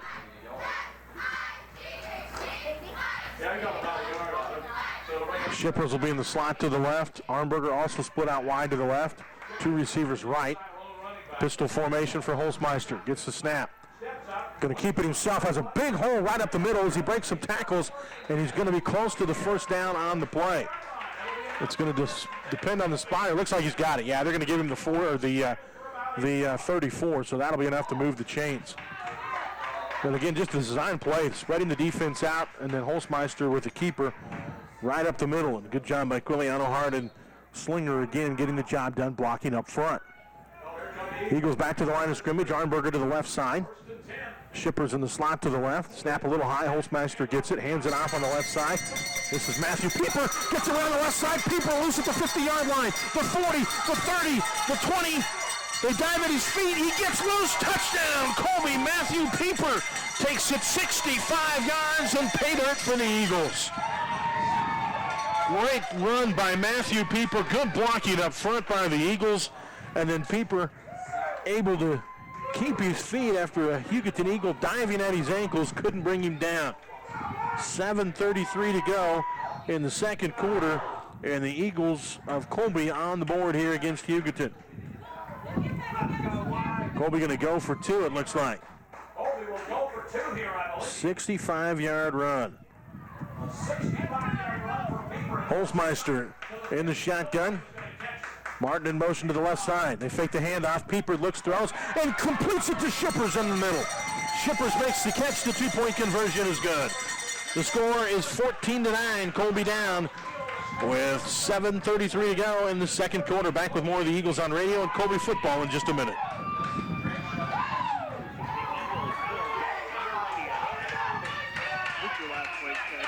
Okay, thank you. Every play, every tackle, every touchdown. Presented by Colby Country Trader Gun Shop, Logan County Implements, H&R Block, Farm Credit of Western Kansas, the Buckhorn Cafe, Admittance DA, Jack's Automotive and 24-hour towing, Oxy Feed Yard, Strut Insurance Services, Larry and Dinah Dingle Admittance Trucking, and Great Outdoors Gun Shop, the Kansas City Chiefs, 100.3 to ride. Hi, this is Carrie Jones, head volleyball coach at Colby Community College. I'd like to invite you to the 5th annual night golf tournament, Saturday, September 19th. The tournament is a 4-person scramble, front 9 starting at 4 followed by different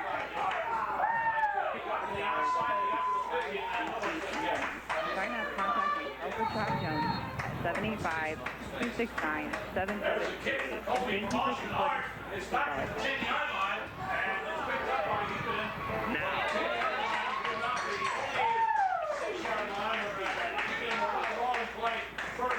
Welcome back. Hamlin trying to return the heart kick. Gets it around the left side before being drugged down by the Eagles. Good job getting back there by Tyler Schroeder to make the stop. And Hugoton's going to take over 1st and 10 to go with the ball on the 26-yard line. Hugoton scoring on their last play with 97-yard pass. Degalado sends a man in motion. Handoff's going to go to the tailback around the left side, and Hager, he is hit and knocked out of bounds after a gain of about 3 on the play to the 30-yard line. 2nd and 7 to go.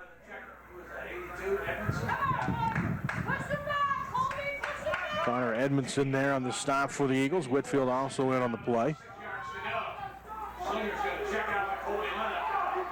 Colby with a player running off here, and Slinger quickly. 2 receivers to the left for Hugoton. Handoff is a fake, and we're going to have a whistle. And what's the deal? Timeout, Colby. Again, they were running Slinger off the field at the snap of the football. So he had to take a timeout here to make sure they had the right personnel on the field. Second timeout of the game for Colby. 14-8 is the score. Colby trailing Hugoton by 6 points with 7:20 to go here in the first half of play. Hugoton has a second and a long 6 to go when play resumes. Hugoton scoring early in the game on a 6-yard touchdown run by the quarterback Degalado, and then they got a 93-yard pass from Degalado to Lininger. Colby answers with a 65-yard run by Matthew Pieper and a 2-point conversion catch by Jordan Shippers. That's how we got to this 14-8 score. Hugoton back on the field after the timeout. They have 3 receivers to the right side and 1 to the left side. In the backfield is Hager along with the quarterback Degalado. Hager will be to the right side of Degalado. Bastias, good, and Titus all to the right side. Leninger alone on the left. Here's the shotgun. They'll get the snap, looking on the left side, not there. Now being chased on the play is the quarterback Degalano, and he is hit and knocked out of bounds at about the 35, and a late flag comes in. They're going to call a late hit on the Eagles on this one. Chevin Martin there to knock him, Whitfield there to knock him out of bounds, but may have hit him a little bit too late. So the flag is going to be on a late hit. They hit him when he was already out of bounds. I don't know whether they had a late hit after he tackled him. I don't know.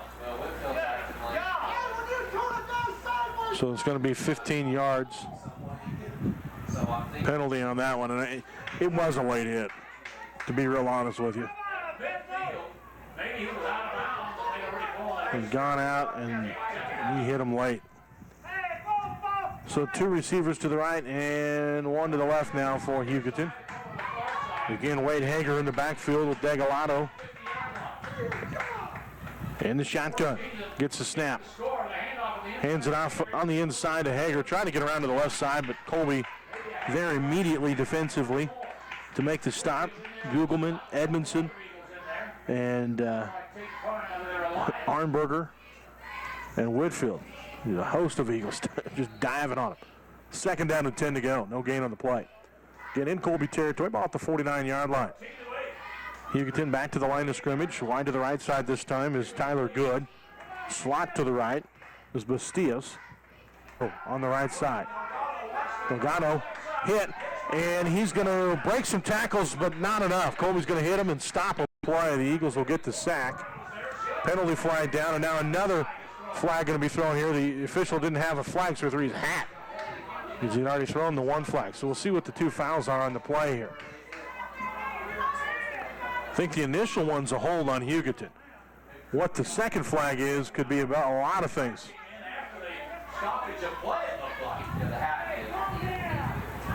Again, could have been a late hit. There was a lot of stuff going out. Hold against Hugoton. And 1 against Colby, so they're going to offset these, and we'll repeat 2nd down.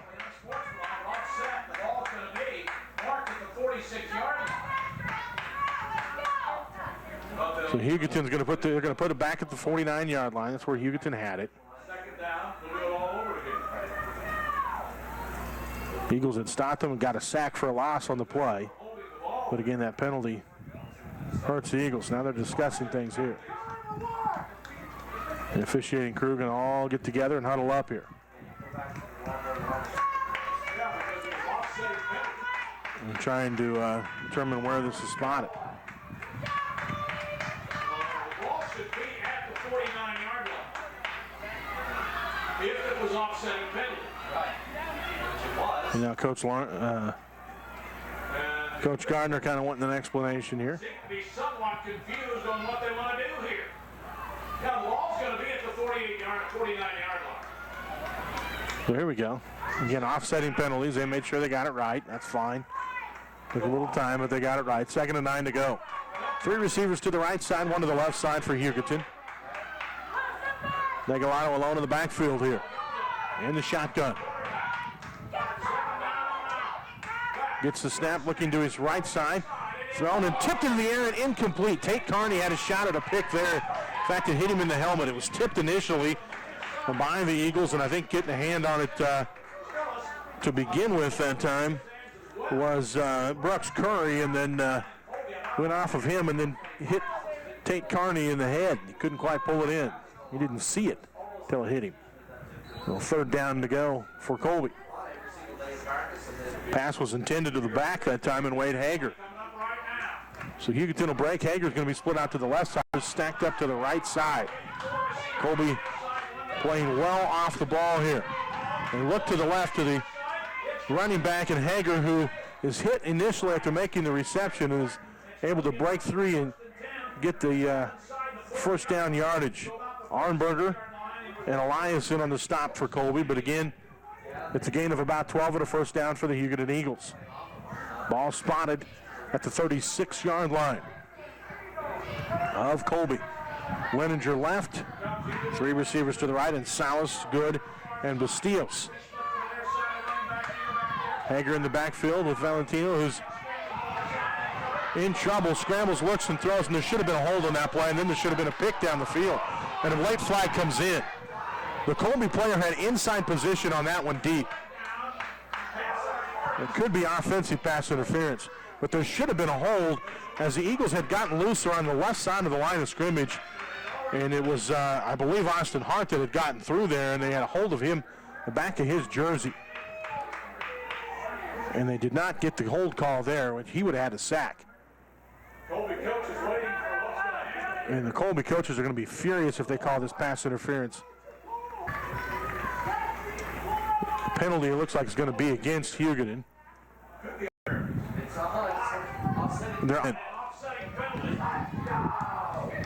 Boy, they missed the hold at the line of scrimmage, but we'll just have a do-over here. 2nd and 10 to go. I think there was a flag in the backfield. I didn't see it, but I think it was. Well, they called pass interference on both players. Is what they did. So here we go. 2 receivers to the right, 1 to the left. Shotgun formation. Hager behind Degalado. Wanted to throw there, not open. Scrambles, throws, and finds Good underneath of the formation as he comes across the middle. Good breaking tackles and is finally drugged down at about the 15-yard line as he got away from Whitfield. And also trying to get him on the play was Brett Morris in the ball game for the Eagles. But they're going to get it 1st and goal down at about the 9, I think. Well, they're going to spot it about the 8 here. That is where Hugoton will get set here. So 1st and goal to go. 2 to the left, 2 to the right. They stack them up. 1 back in the backfield is Hager along with Degalado in the shotgun. Snap is low. He'll pick it up and just run.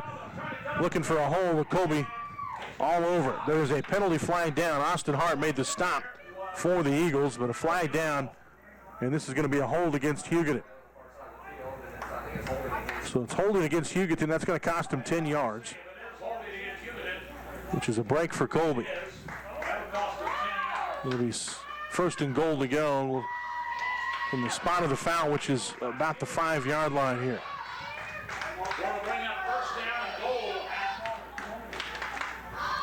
So we'll get him out to about the 15. Excuse me, they only marked off 5. Now he marks off the other 5. There we go. Ball's going to be at the 24-yard line. I formation again. The pistol back is Hager behind the quarterback and Degalado. And they want to throw it over on the left side, and this is Hager on the reception around the corner, and he's going to be out of bounds. We'll see where they spot it. At about the 14-yard line. They're getting, well, they'll give him the 13, so it's 2nd down from there.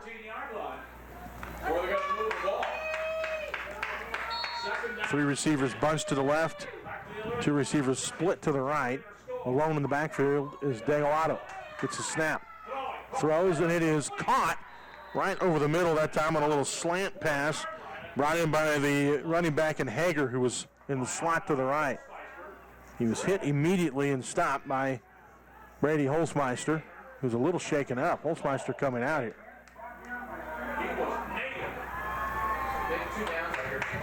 And now it's 3rd down. On the play here, and now they're discussing what the down is. The guy running the down mark, or they're going to measure this one. Just inside the 5. Between the 5 and 4-yard line. Let's see if they'd had a 1st down. The chain gang's been a little slow getting around. And it looks like he's short. So 3rd and about a yard to go here. Nonetheless, a 3rd down, and they need a big-time play right here. Hugoton tried to run on the 3rd down earlier, right up the middle, and Colby stuffed it on 3rd and 4th down to get a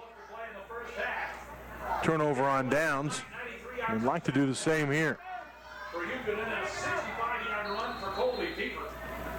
The big plays in the game. And a lot under center. Pistol formation. Handoff up the middle, touchdown. Touchdown on the Hugoton Eagles that time. Dawson Kurbo takes it in from 4 yards out.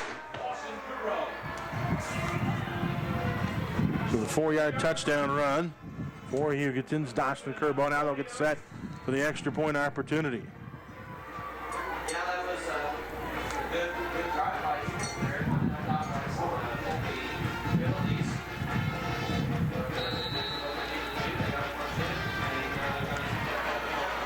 Extra point is good. The score is 21-8. Hugoton on top. As we are down to 5 minutes and 21 seconds to go here in the second quarter of play. Third score of the night for Hugoton. Penalties, a big issue on that drive. The officials have been busy tonight throwing penalty flags in this game. Colby had a very costly penalty earlier in the ball game. They had a 4th and goal to go from the 2. And at the snap of the football, they called an equipment penalty against Colby. So that's a chin strap, not snap, something like that. And Colby had gotten it into the end zone. The touchdown was taken away. And then on the next play, Hugoton goes 97 yards with a pass down the sideline. So we go from almost a 14-point swing, really, if you want to look at it, just on that one play. Hugoton kicking it away here with their 21-8 lead. It's a short kick that takes a good bounce, and Colby picks it up at about the goal line, and Shevin is going to get forward out to about the 16, 17-yard line. That's where the Eagles will take over 1st and 10. That one got by Holzmeister, and then again a nice roll on it. It took a funny hop right in front of him, not by Holzmeister, I should say. It got by the deep man and Martin. Holzmeister will lead the team out onto the field here. Colby scored on a big run on their last possession. They have been running the ball well today. Shevin Martin dotting the I this time. Holzmeister under center. Handoff's going to go to Martin on the left side, trying to get to the corner. Waits for the block, and he's going to get it out to the 20-yard line on the play. Took a nice little gain of about 4 on 1st down. Second down. And we'll call it 7 to go here. Holzmeister again in the pistol. Shippers in motion across the formation. The handoff's going to go up the middle, though. And short gain on the play here from Matthew Pieper. Pieper hit initially by Romano Berger. Also in on the stop is Hunter Curbo.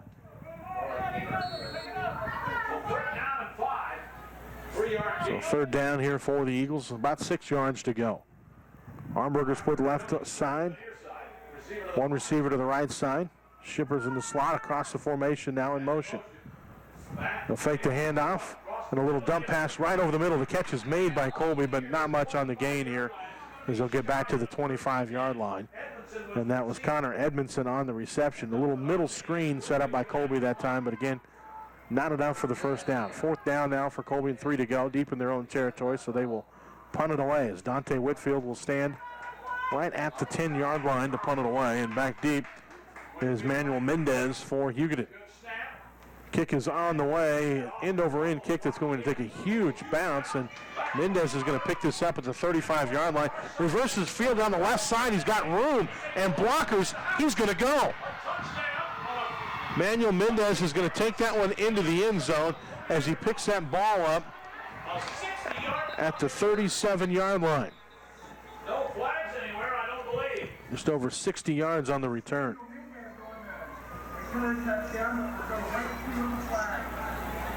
There is a flag on the play, and this may be taunting.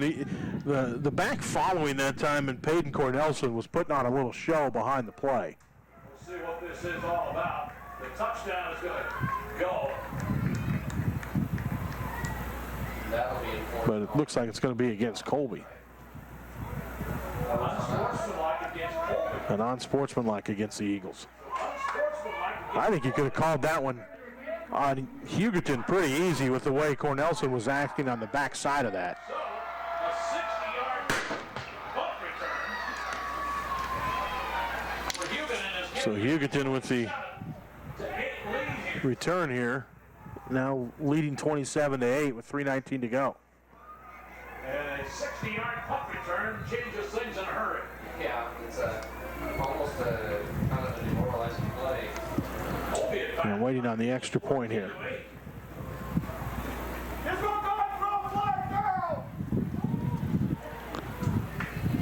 So, The officials still trying to get things sorted out. taking their time. 3:19 to go here. Kick down, As this kick is up, and this one is not going to go. Looked like Colby got a hand on that one. In fact, they did. Coming through on the left side. Looked like Whitfield might have got a hand on that one. So, we come back with a kickoff. So that one's no good. 27-8 to score in favor of Hugoton here.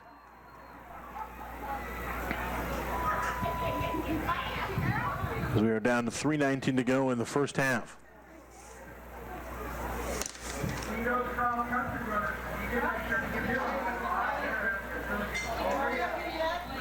The officials will get the ball spotted for the kick here, and Colby with time to work with here. Again, they haven't done things bad in this game. They've moved it fairly well. They've had penalties that have hurt them. And then a couple of big plays. That punt return on the last one from Hugoton. And then, again, the...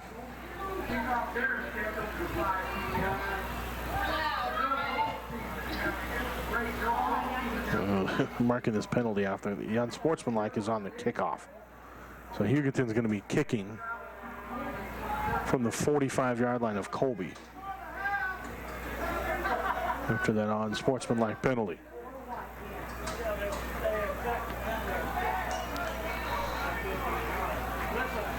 So this will go into the end zone if they kick it away.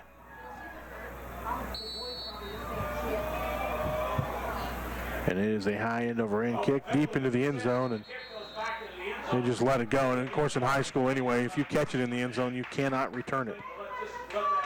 So Colby will start this drive on the 20-yard line, their own 20. Yeah, that was probably the easiest. Eagles see if they can't put something together here with 3 minutes and 19 seconds to go. From their own 20, Armberger split out wide to the left side. Shippers in the slot to the left. 19 seconds to play. Chevin Martin in the backfield, along with Pieper for Colby. Holzmeister in the pistol. Gets the snap, hands it off on the left side. Trying to get around the corners, Martin.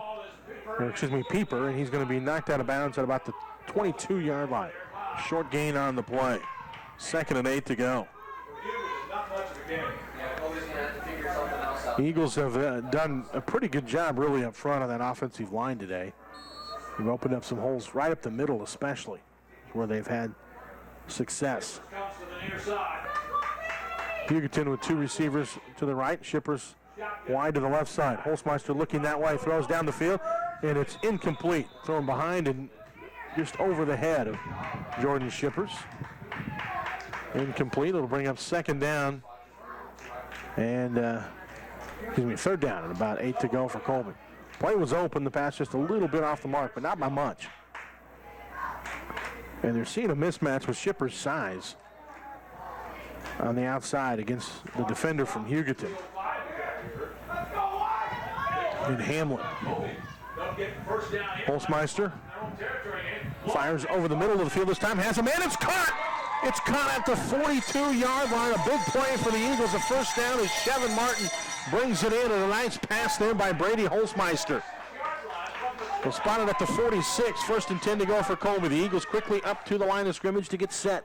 2 minutes, 58 seconds to go. Plenty of time on the clock. Colby with the football at the 46-yard line, their own 46. 2 receivers to the left, 1 to the right. Slot back to the left as well. 1 back in the backfield. It's Pieper. Option play. Holzmeister going to keep it himself as he cuts it up across the middle of the 50-yard line. And a late flag comes in. And now this one I think is actually a helmet-to-helmet hit. We'll have to see here. This is going to be against Hugoton. They hit the Colby player in the head at the end of it. The second man through once he was already down. So this is going to be unsportsmanlike against Hugoton. A hit to the head. So that's going to cost him 15 yards.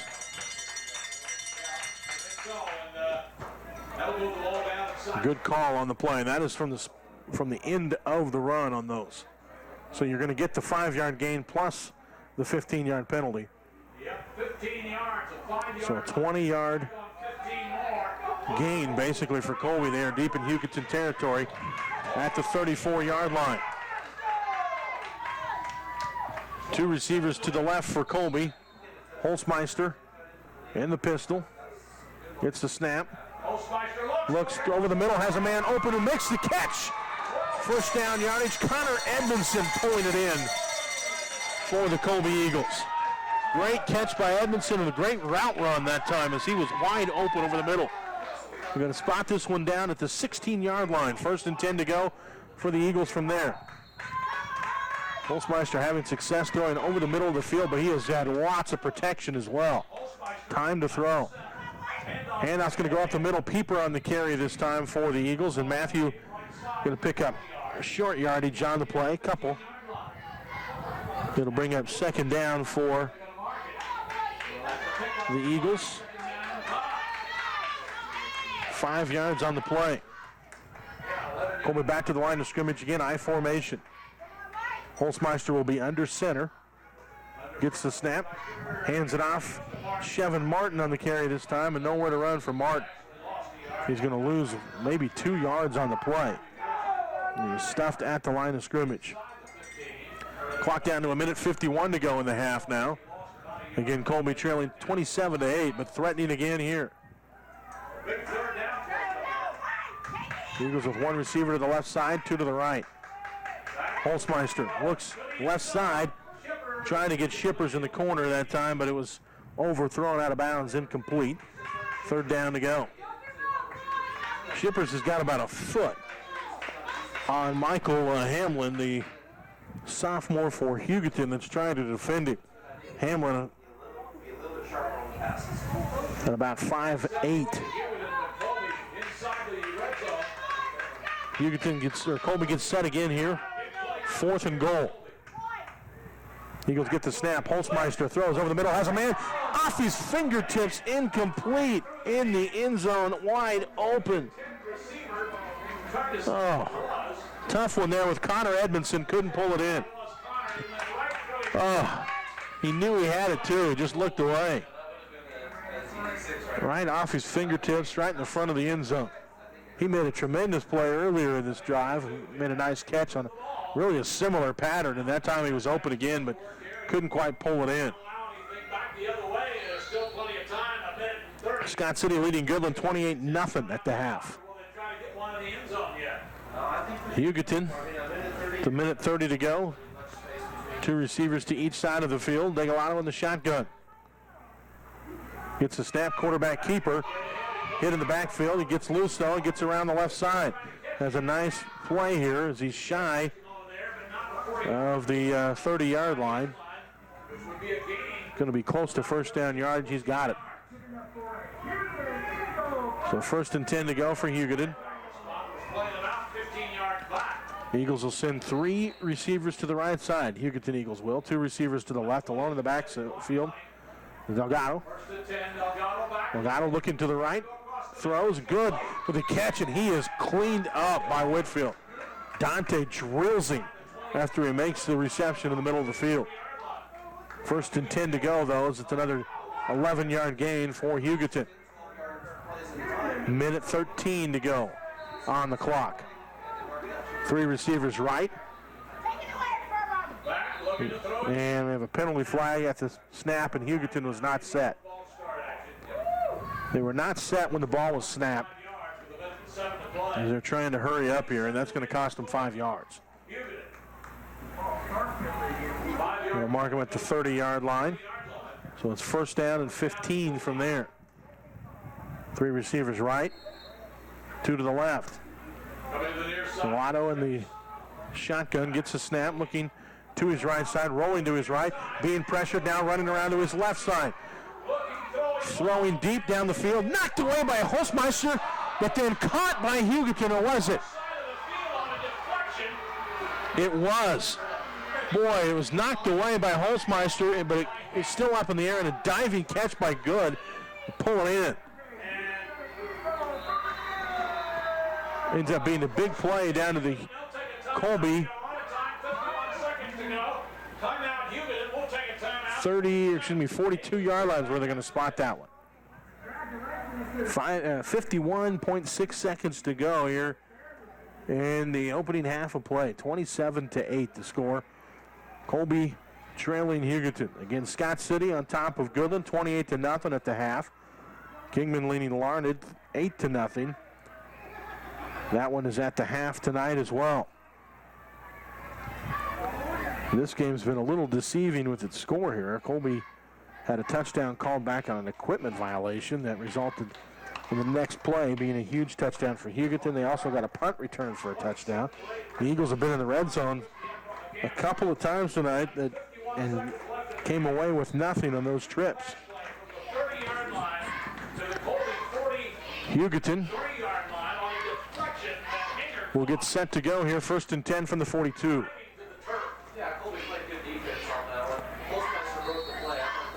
One receiver to the right, three receivers to the left, one to the right for Hugoton. One back in the backfield in Hager.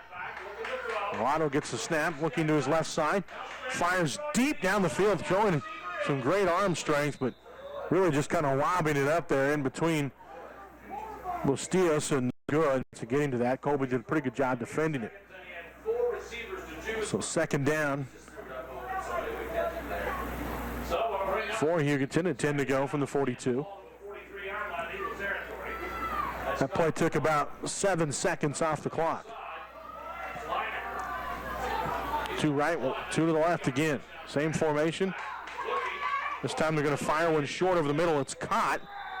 Or did it? No, it hit the ground. It did. Watching it on replay on film here, it was on the ground as it hopped up to Bustillos. So it'll bring up 3rd down and 10 to go. Big thank you to Strutt Insurance Services and Farmers and Merchants Bank. They bring you our streaming video of the Eagles on radio in high definition at nwksradio.com. That's nwksradio.com. 2 receivers right, 2 to the left for Hugoton. One back in the backfield. Dorado being blitzed, and he is hit, and Austin Hart's going to drag him to the ground with a sack. Hart there, Chevin Martin there for Colby coming in late. Hart, the first man there, though, on the play. Slinger also helping out. Big sack is going to cost Hugoton some yardage here. Now Colby's going to take a timeout. 4th down for Hugoton. Ball is now at the 47-yard line. And Colby huddled up around Coach Gardner here to discuss things. See what they want to do on this 4th down. Make sure they don't give up a big play. Still 29 seconds to go in the half. Colby will get the football to start the second half of the game as well tonight, as they won the coin flip and deferred their decision to the second half.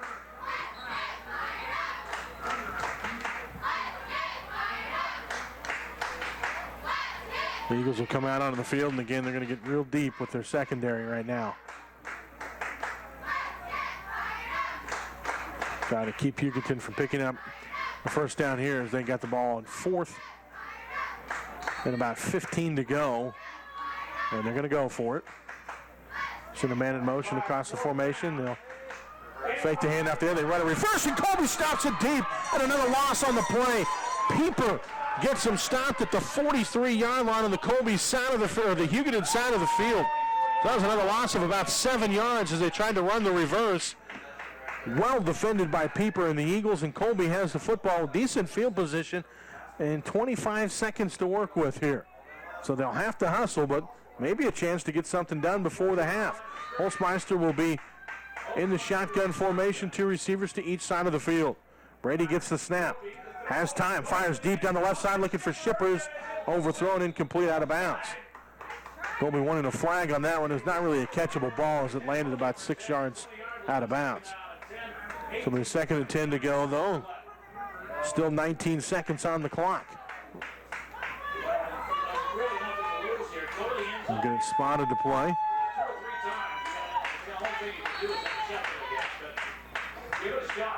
Holzmeister will get the snap. Again, back to pass. Again with lots of time. Now he's hit. Had nowhere to throw, and now he's going to be sacked for a loss back across midfield. Ooh, here comes 2 flags on the play.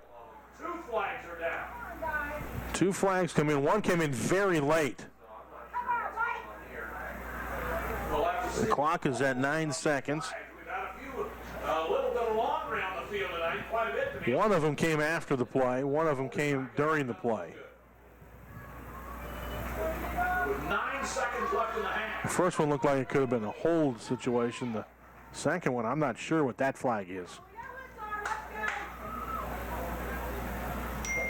But again, it came after the play. Horse collar tackle. Against Hugoton, horse collar tackle. That's 15-yard penalty. So we'll wait here. It's a The ball is at midfield. So really, from the spot of the foul, it's a horse collar tackle, and that happened at about midfield. So they'll spot 15 yards off on that one and give Colby a first down, which really does not matter. The first down doesn't. The yardage will take. It gets us down to the 35-yard line. And the Eagles going to try to get one more play off, maybe 2 if they're lucky, before the end of the half. 9.1 seconds on the clock. Colby will send Edmondson, Martin, Gurgelman. This is that circus formation. Now they're going to get back in the regular formation. 2 receivers to the right for Colby. 1 back in the backfield. 2 backs in the backfield, I should say. Holzmeister in the pistol gets the snap. Looking, throws, and completing over on the right side. Then it's a little hook and ladder play, and Shippers around the right side. He's going to get into the end zone, or did he? No, he's out of bounds. Out of bounds at the 1-yard line with no time on the clock. They had the hook and ladder play. It was caught, and then the quick pitch over to Shippers around the right side, and he took it all the way inside the 1. Inside the 1 before he was knocked out of bounds. It's not going to be a touchdown, but a great play to end the half. And boy, Edmondson, after making the catch, pitches it over there. Coach Gardner wanted an explanation how that could not be a touchdown. And the officials coming over, and Gardner's been upset with staff. There have been some interesting calls, and that is to say the least, and he's still talking on his way off the field. 27-8 to score. Colby down at the end of the opening half of play today. They've played well in this game. They've had some things go not in their favor for sure in this one, and we'll see how they can recover here in the second half. 27-8 to score. We'll take a break. Come back with the start of our halftime show after this word from our sponsors. You're listening to the Eagles on radio and Colby football on 100.3 The Ride. Welcome to the Cornerstone Ag Halftime Show on 100.3 The Ride. Brought to you by Cornerstone Ag, where they're there for all of your grain storage, handling, and marketing needs. Highlights and a recap from the first half are coming up after this. You're listening to the Colby Eagles on 100.3 The Ride. Yep, perfect. Thank you. You've done a great job. You want this light on or not? Yeah, that'd be great. You want it on? Yeah, it didn't bother me. To write anything. I know, or what I read what I did right, or read what I did right. What's that? Western State Bank and Service, bank locations throughout Western Kansas, and the FDIC. Wheat drilling time. It's time to check out the long line of tractors and the deals on drilled and the part specials at American Implement, your John Deere dealer. Fall harvest time. All time to browse over the selection. Yes, what a selection. Late model combines on the lot at American Implement in Colby, Oakley, Goodland, Weaver, and other locations across this part of America. It's American Implement, your John Deere dealer. Welcome to the Cornerstone Ag Halftime Show.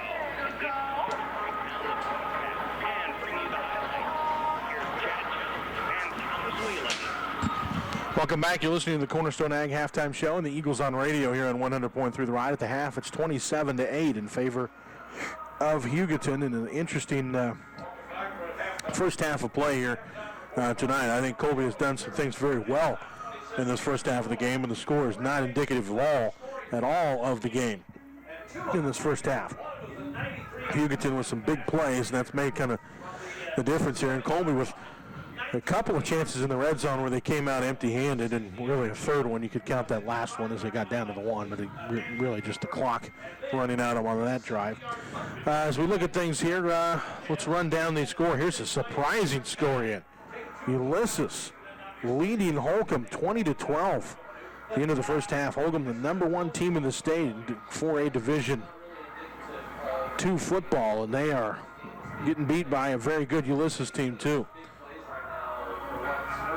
All right, let's run through the scoring in the first half of our ball game here, though.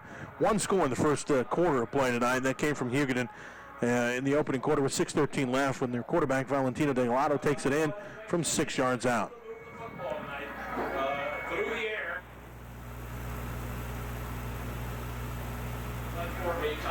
Gets it in there. The extra point was good. 7-0 was the score at that point in time. And then with 9:72 to go, 9:12.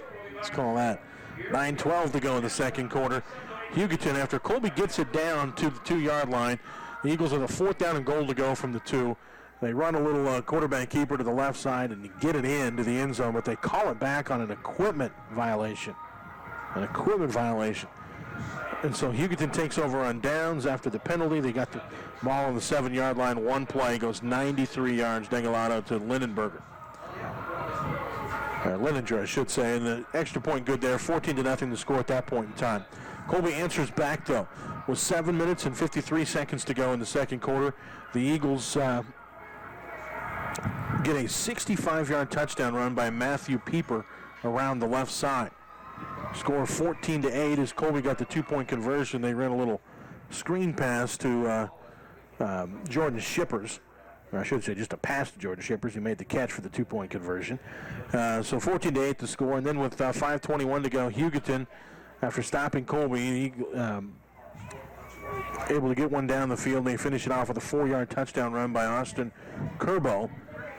The extra point was good, 21-8 to score at that point in time. And then with 3 minutes and 19 seconds to go in the second half, the last score came after Hugoton again stopping Colby. Eagles have to punt it away. You get away a pretty decent punt, but it bounces. Hugoton picks it up, and we're able to get around the left side, a 60-yard punt return for a touchdown. And the extra point was no good. 27-8 is what that brought the score to, and that's where we sit at the end of the first half of play tonight. Again, a solid performance. I think the offensive line for the Eagles have done a very good job in this game. Colby has moved the ball really well. They've had some penalties that have hurt them, and some of them interesting ones in this game. But the effort's there. They're playing well. They're moving the ball. Just some unfortunate things. And then, again, the 2 big plays. The 93-yard touchdown pass and the 60-yard punt return were really kind of devastating ones for Colby in that first half of the game. And that's kind of what's made this the score difference that it is.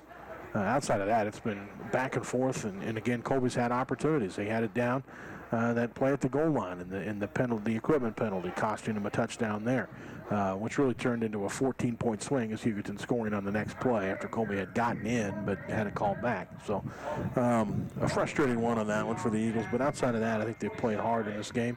They've had opportunities. They're moving the football.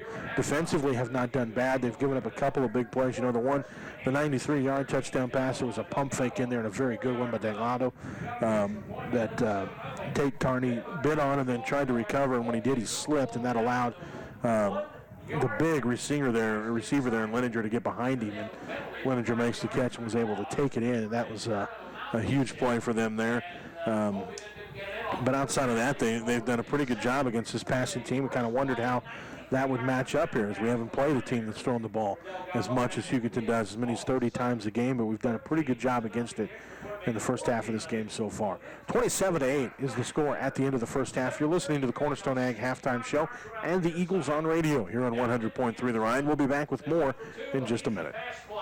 To Shippers, and it was an 8-point play for Colby, and it was 14-8, and the Eagles were right in it. 100.3 The Ride. Hugoton comes right back with 5:21 40-yard run up the middle. After Hugoton taking the ball down inside the red zone, then the punt return, and gave him a 60-yard punt return. Flag Mendez makes it 27. He did not get the extra point. And it's 27. 27. Here at halftime. Listen to Coach Gardner when he comes out of the second half. Mike Carter headed down to the sideline. We'll take a break. We'll be back with more here from Hugoton with a halftime score. Colby Eagles trailing the Hugoton Eagles by a score of 47-8. Back with more in Hugoton after this 3-minute timeout. Series tractor provides more traction. Action helps you improve soil health and seedbed conditions. The patented SCR-only ignition system gives you optimum power and fuel efficiency. And the factory-installed AFS components, including AFS Auto, AccuGuide Auto Guidance, offer dependability and convenience. For more Case IH Tiger Series tractors, please visit Colby Ag Center in Colby, Kansas today. It's Ram Truck Month at Colby Dodge. Attention business owners, farmers, and ranchers. Contact us to see how you can qualify for an additional on-the-job rebate for up to $1,000. This program is on top of the great incentives offered on new vehicles this month. With discounts up to $10,000 off MSRP on new 2015 Ram trucks, now is a great time to buy. Visit us in person at Exit 53, I-70, Colby, Kansas, or online at colbydodge.com. When the Cornerstone Ag halftime show returns, we will name the McKee Incorporated Hot Player of the first half, and we'll give you our keys to the second half. You're listening to the Colby Eagles on 100.3 The Ride. Cornerstone Ag is committed to the Northwest Kansas community because they're proud to be a part of it. At Cornerstone Ag, the staff works hard to be your local answer to all of your grain storage and handling needs, as well as a great local marketing resource. Their service is fast and friendly, with questions being answered on site by their professionals. At times, they can even assist you with pickup and delivery services. Cornerstone Ag, where local customer service is not just a priority, it's the only way they'll do business. I'm Dr. Cindy Duffy of Duffy Chiropractic Care Colby. Needles are scary. Nobody likes to be poked. There is an alternative to acupuncture with needles. Laser acupuncture is as safe, painless, and effective as needles, and is used for treatment of injuries, illnesses, and allergies. I invite you to stop in today and ask how laser acupuncture can help you improve the quality of your life. At Duffy Chiropractic Care, welcome is written on our front door, so you feel at home while healing. Now's the time to insure your fall seeded crops. Contact David Brown, your local Farm Bureau agent in Colby and Atwood, before September 30th to protect your crops against low yields and fluctuating prices. David Brown and Terry Crampton can help you determine the right crop insurance products for your farm or ranch. Contact David or Terry in Colby and Atwood by September 30th to protect your bottom line with the power of AgMax. AgMax crop insurance underwritten by Western Agricultural Insurance Company and Equal Opportunity Provider. Now, with more of the Eagles on radio, here's Chad Jones and Thomas Wheeland. Welcome back. Chad Jones with you tonight. You're listening to the Eagles on radio and Colby football on 100.3 The Ride. This is the Cornerstone Ag halftime show brought to you by Cornerstone Ag. Stop by and see them for all of your grain storage, marketing, and handling needs.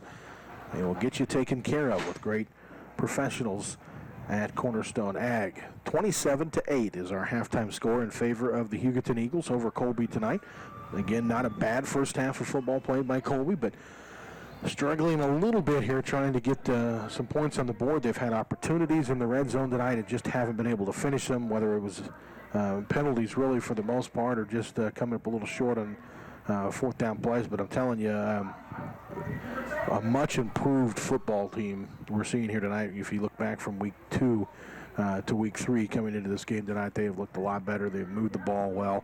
Not having the turnovers, knock on wood, here in the first half of this ball game, and playing much better football. But again, got to get some things into the end zone here, and you got to get some things go in their favor in this second half, and can't give up any more big plays. 2 big plays in the first half, a 97-yard touchdown pass and a 60-yard punt return for a touchdown, have kind of made this game look a lot different than what it has been. I think offensively and defensively, we've played a pretty decent first half of the game. It is time to name our McKee Incorporated Hot Hands of the first half, brought to you by McKee Incorporated. See Tim, Parker, Carson, the whole crew at McKee Incorporated. When it comes to your heating and air conditioning needs, they will get you taken care of and make sure you're comfortable in your home or business. again, with great service and great products. So get you taken care of. See them today, McKee Incorporated.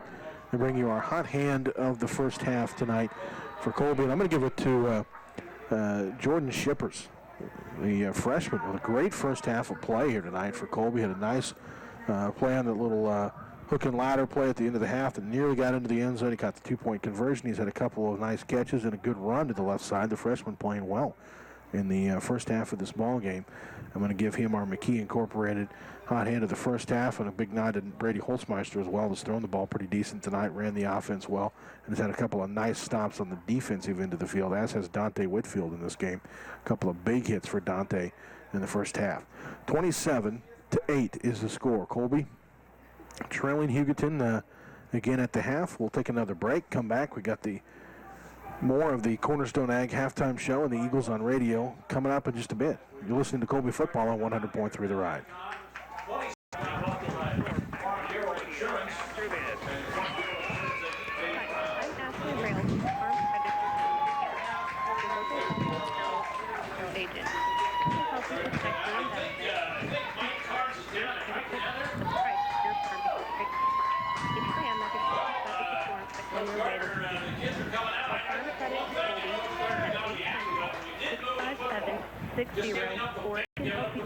Insurance Plan. This entity is an equal opportunity provider. It's Ram Truck Month at Colby Dodge. Attention business owners, farmers, and ranchers. Contact them for an additional on-the-job rebate for up to $1,000. This program is at the top of the great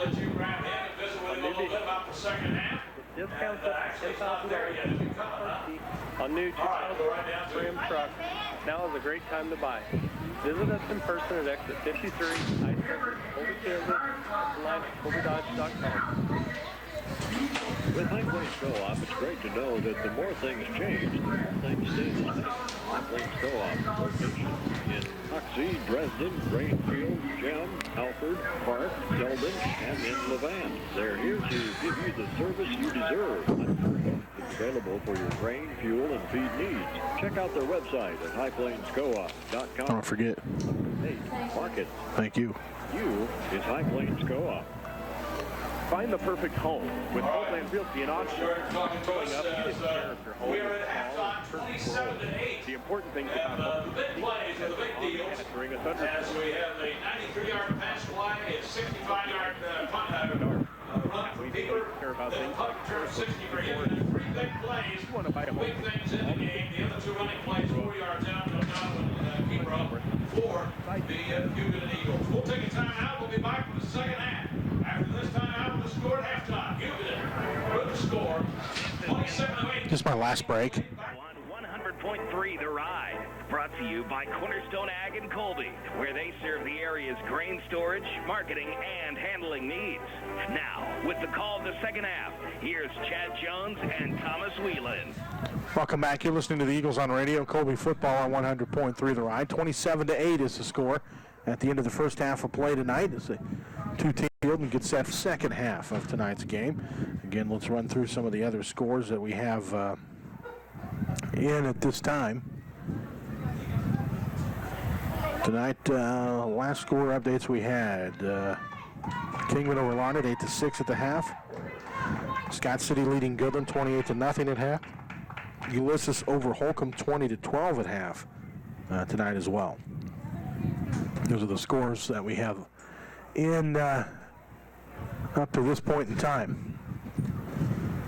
Two teams back out on the field going through their final warm-ups here for the start of the second half, and see what kind of adjustments the two teams have made. Colby will get the football to start the second half. See if they can't take advantage of something quickly. A big meeting going on with Coach Gardner and the officials here on the sideline. They had a little few talks there in the first half of the ball game as well.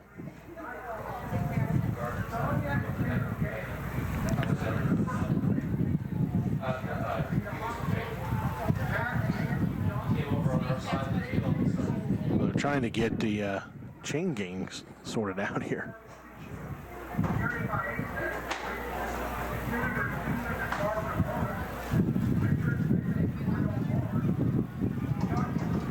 And they were slow that whole first half trying to get the chains set. So all the things to be worried about tonight. Here we go.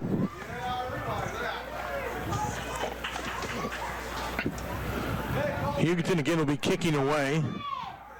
Colby will be moving from west to east here in the second half to start off.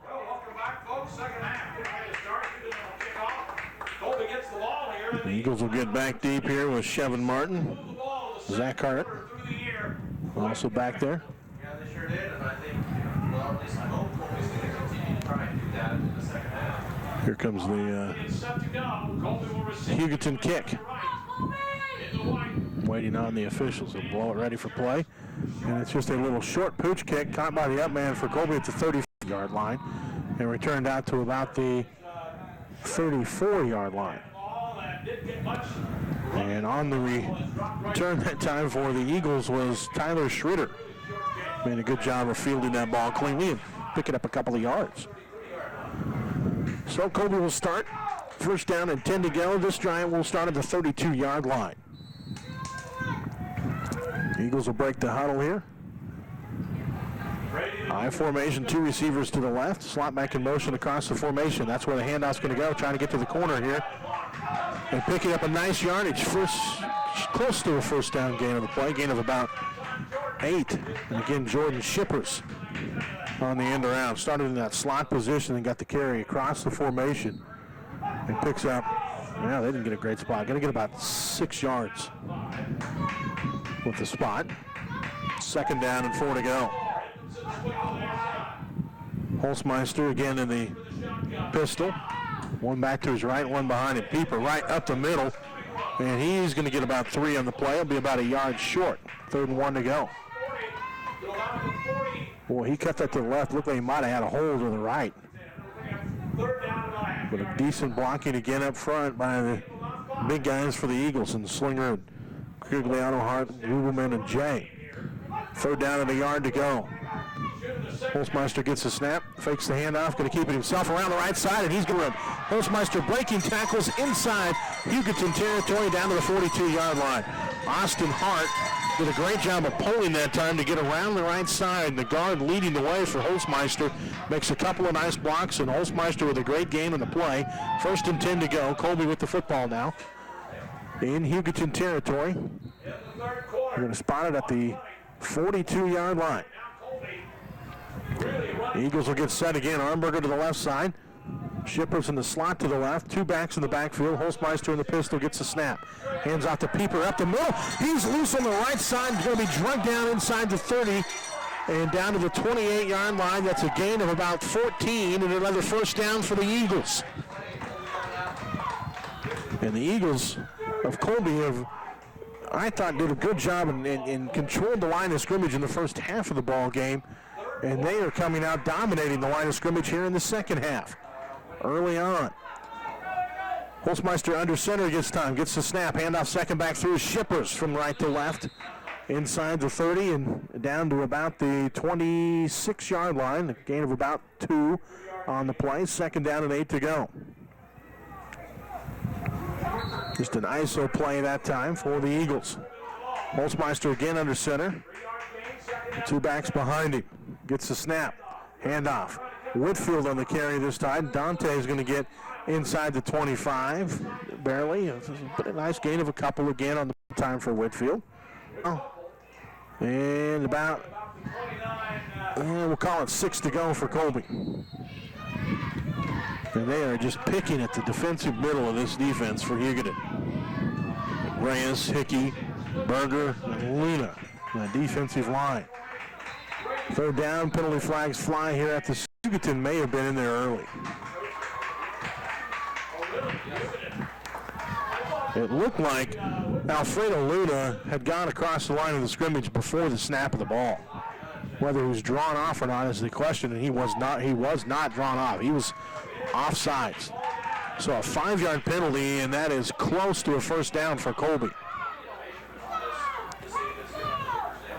And 3rd down and less than a yard to go now. So now the Eagles, instead of 3rd and 6, 3rd down and less than a yard.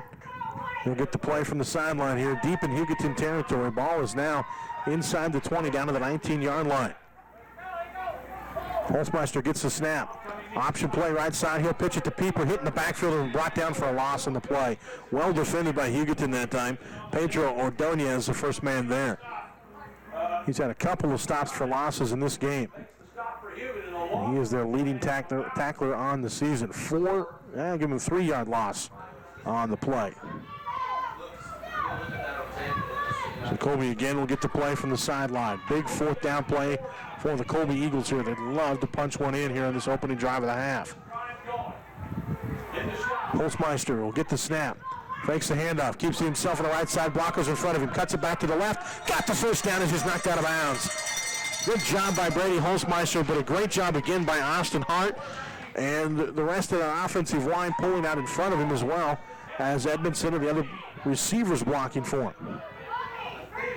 Just a power play to the right side, and the Eagles get a first down. 1st and 10 to go. Ball going to be spotted at the 17-yard line. Holzmeister will be under center with an I formation behind him. Handoff's going to go to the fullback up the middle here, and that is Pieper on the carry. And he's got a nice run up the middle of the field, going to gain about 4 yards on the play. And I'm telling you, this offensive things right now in the second half for Colby. That gain was about 4 yards on the play. I formation again.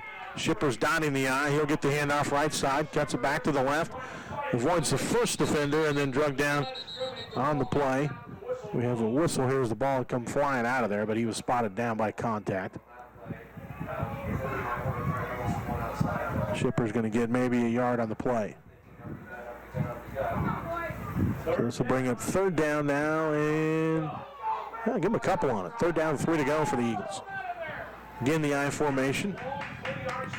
And Holzmeister under center. Snap, handoff right side. Shipper's upended in the backfield. Maybe gets back to the line of scrimmage.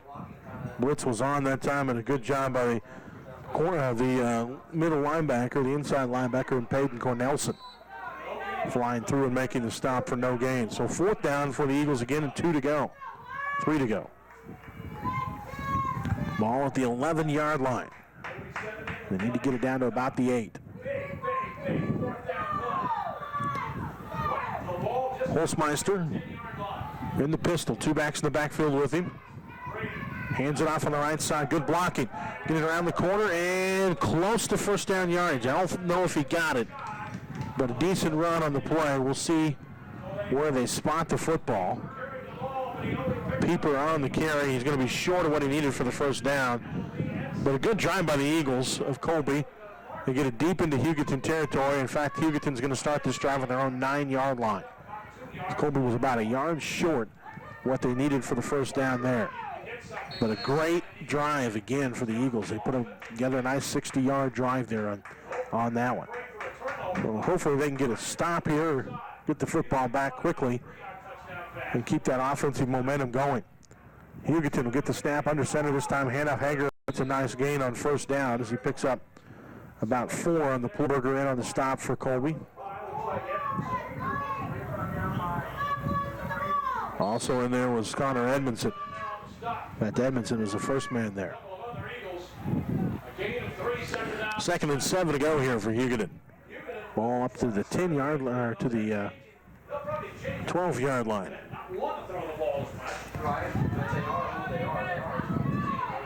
Hugoton will get set again. 2 backs in the backfield.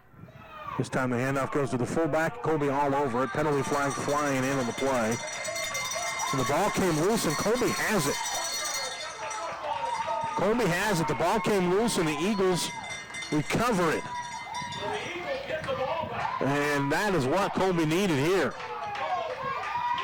They're going to get the ball right back and a chance to finish what they were started on that last drive. Where they recover it is going to be at the 13-yard line. So 1st down and 10 to go from there. I formation. Holzmeister gets the snap. Handoff. 2nd man through. Chevin Martin dives across the 10-yard line down to about the 9.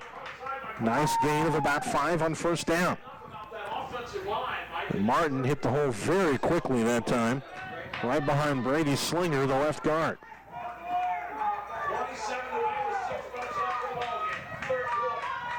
In the third quarter, Colby trailing. Eagles set to go again. Holzmeister under center. Gets a snap, takes the handoff right, rolling to his right, looking to throw, dumps it off, and it is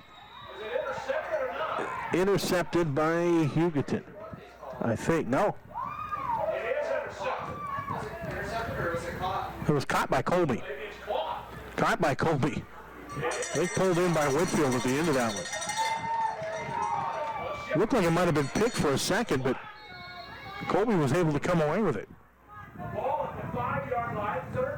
Couldn't see. There was a line judge there, and then the chain gang right into our view of that play, but the Eagles end up with it, and it's 3rd and 2 to go for Colby. Holzmeister gets the snap. Rolling to his left side after fake handoff. Holzmeister has the corner, cuts it up, hit, dives. Did he get in? No. He's going to be down to about the 1 yard line, but it will be a first down for the Eagles. So about 1st and goal to go. And it looks like they're going to... Oh, wait a minute here. I would ask for a measurement if I were Colby. And I think they may bring... No, they're not even going to bring the chains out. 4th down and less than a yard to go for Colby here. Big play again. Edmondson wide to the right side. Holzmeister under center. Gets a snap, fumbles the snap, picks it up and dives forward. He didn't need very much, but he didn't get very much either on the play, so it's going to really depend on the spot. He fumbled the snap from under center, which we'd had happen early in the ball game as well in that first half. But he's able to pick it up and dive forward, and again, he only needed about a foot. So they get it spotted, and here come the chains, and this is a big, big measurement for Colby here.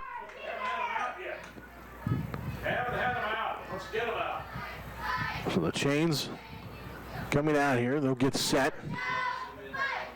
Stretch them. And don't get it. My goodness, they are literally one link of the chain, maybe 2 short of what they needed. So Hugoton's going to take over on downs.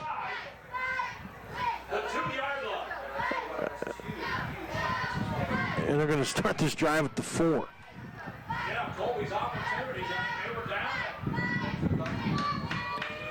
Now it's 3 yard lines where they're going to start.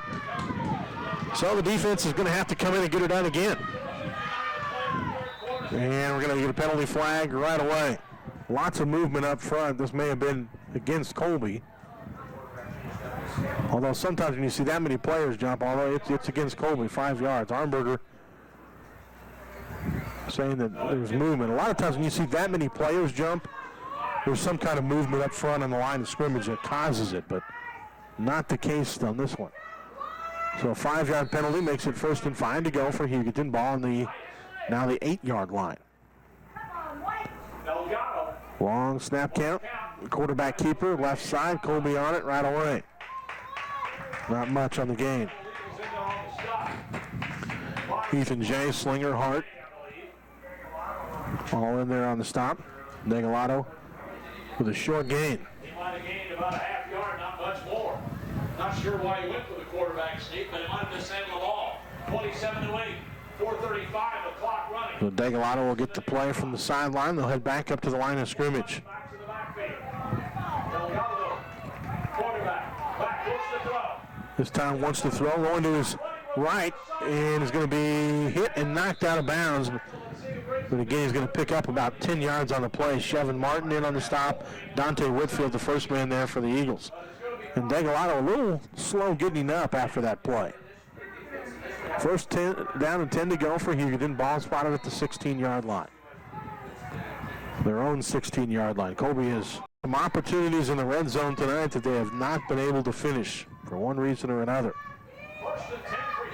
3 of them tonight that they have not finished on. Hugoton getting set, and a penalty flag comes in here before the snap of the ball. Thrown by the white hat. Line judge as well. Illegal an illegal procedure against Hugoton, since I had some movement up front. So that's going to cost them 5 yards. And it'll be 1st and 15 now. But these officials are going to be tired today. They have been throwing flags all night long.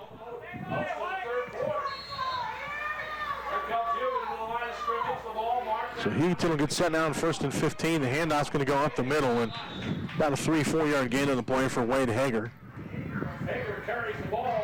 Not much again on that one. Tripped up on that line of scrimmage. Good job by Chevin Martin, who was in on the stop for Colby. Chevin in a linebacker tonight. Hugoton now 2 receivers left and 1 to the right.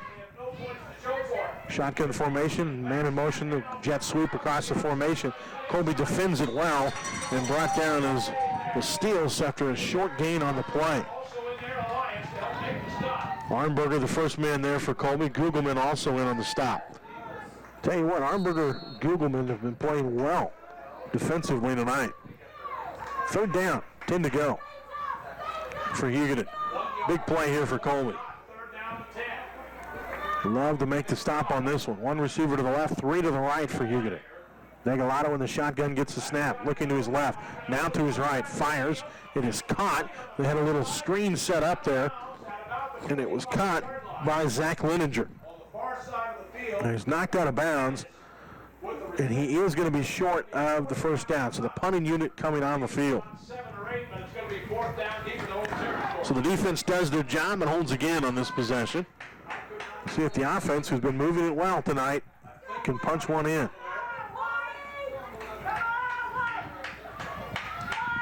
Colby with too many players on the field here. And Colby, we have a penalty flag thrown, but Colby called a timeout. So the flag will be waved off because the Eagles had too many players on the field there.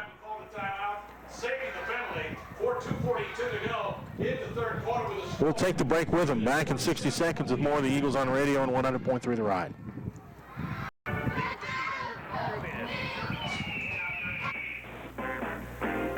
Hi, this is Carrie Jones, head volleyball coach at Colby Community College.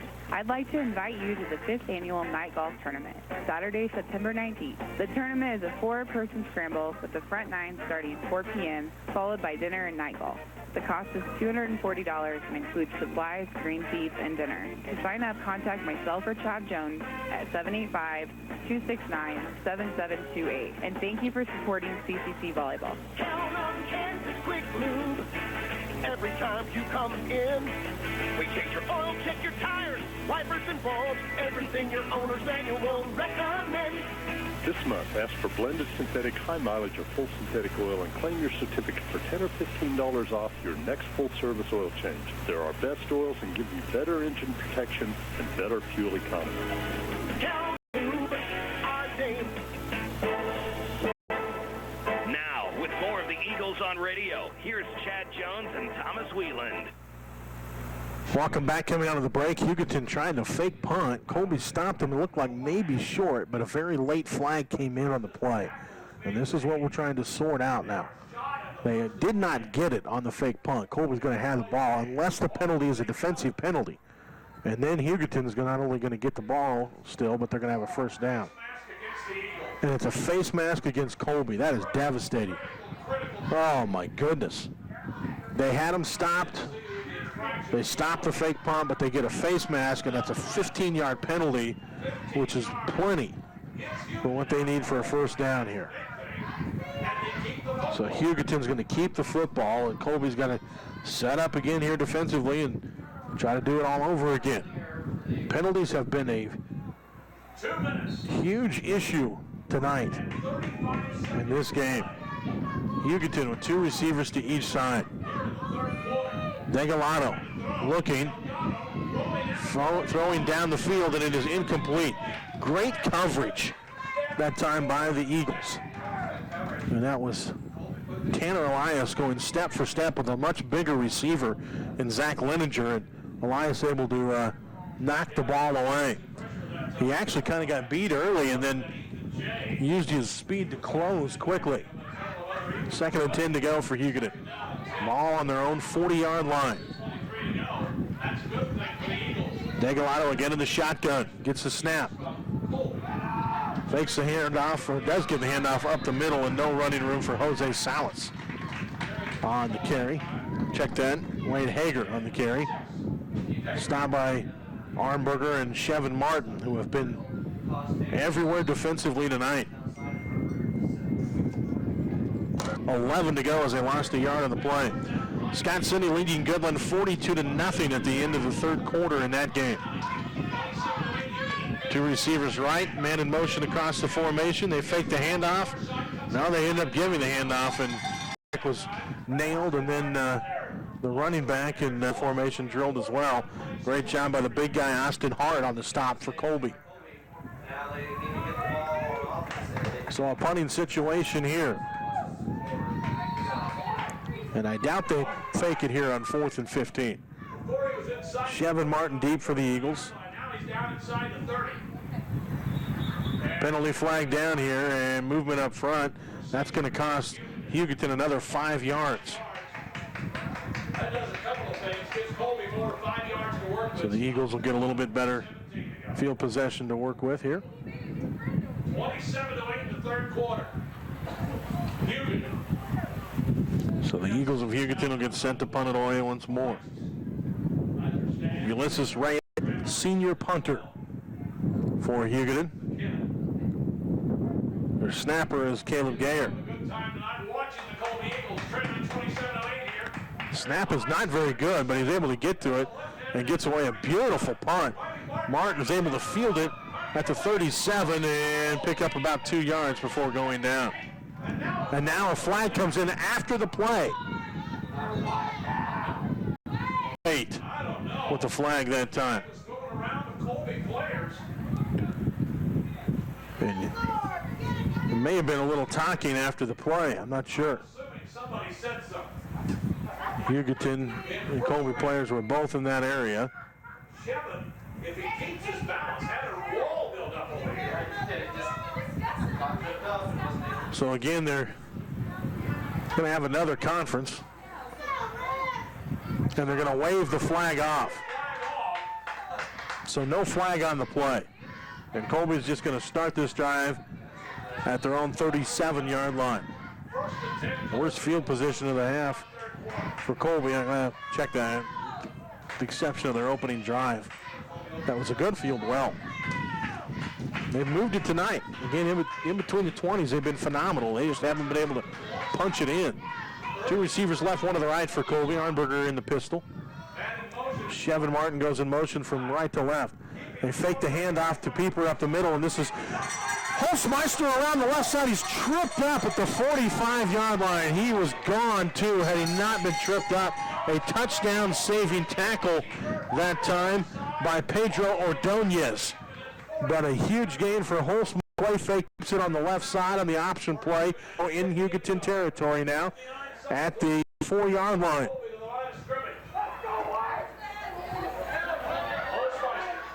They're set.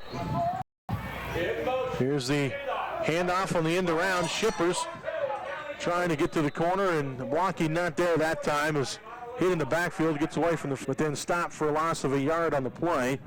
Tackle made by Alfredo Luna, the 230 end. Back to the line of scrimmage though. Second and half a yard loss on the play. 2nd and 10 to go.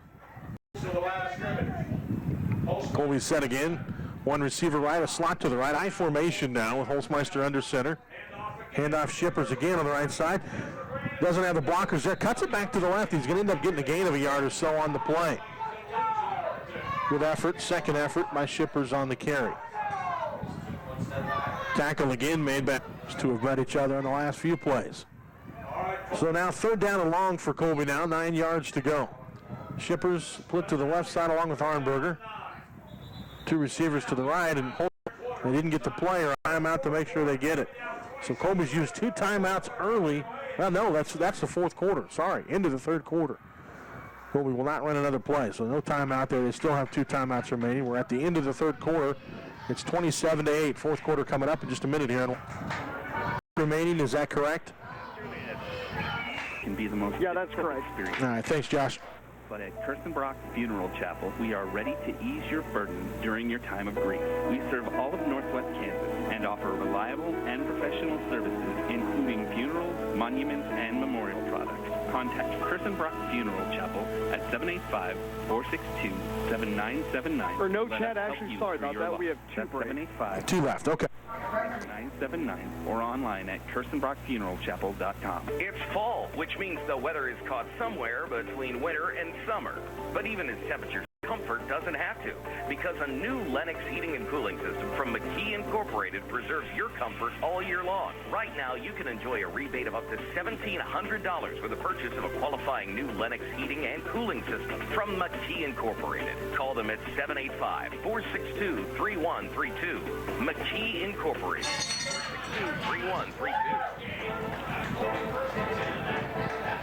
Now, with more of the Eagles on radio, here's Chad Jones and Thomas Whelan. Welcome back. Coming out of the timeout, Colby had 3rd down and 9. They throw a crossing pattern to Shippers, who picks up 11 yards and another first down. Great pass by Holzmeister, who's back to throw again. Looks down the field, and it is incomplete. A little overthrown, intended for Armberger on a slant pattern that time, or a post. And again, just a little bit too high. In and out of hands of the defender on the play as well. 2nd and 10 to go. Colby's had a lot of success throwing over the middle today against this Hugoton defense. Holzmeister's thrown some nice balls. When he's missed in a place where the defense can't get to it. 2nd and 10 to go for Colby. Eagles to the line of scrimmage. Holzmeister in the pistol now. Shippers in the slot to the left side. Behind Holzmeister, now man in motion across the formation. Quarterback keeper here, and there was some confusion on that play. Holzmeister across, and Holzmeister just takes it himself up the middle. Going to lose some yardage on that one. Going to bring up another 4th down for the Eagles. Armberger split to the left. Shippers also to the left.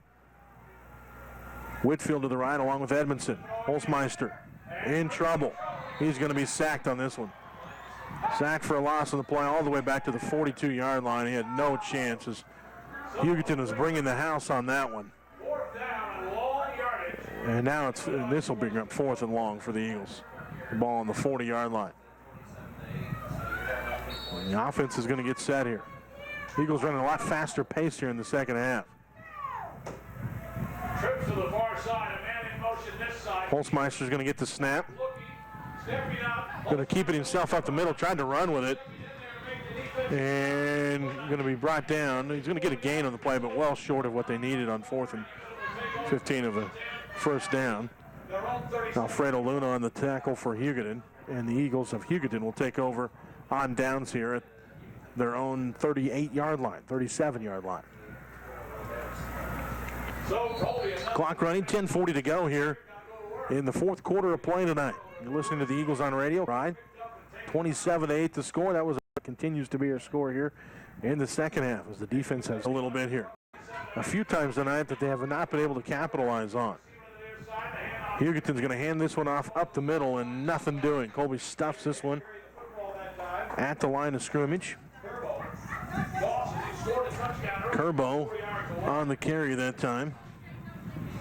And again, a minimal gain. Hugoton has some players in on the offensive line. Ben Flores has had to come in. They've had some players limping on and off here in this game tonight. Hugoton with 2 receivers to each side of the field. 2 backs this time in the backfield. They run a little quick, good. First down, then brought down. And a good hustle by to make the stop. That was Justin Weiss in on the stop. Now, with where they put it down here, it's going to be short of a first down. 3rd down and less than a yard to go.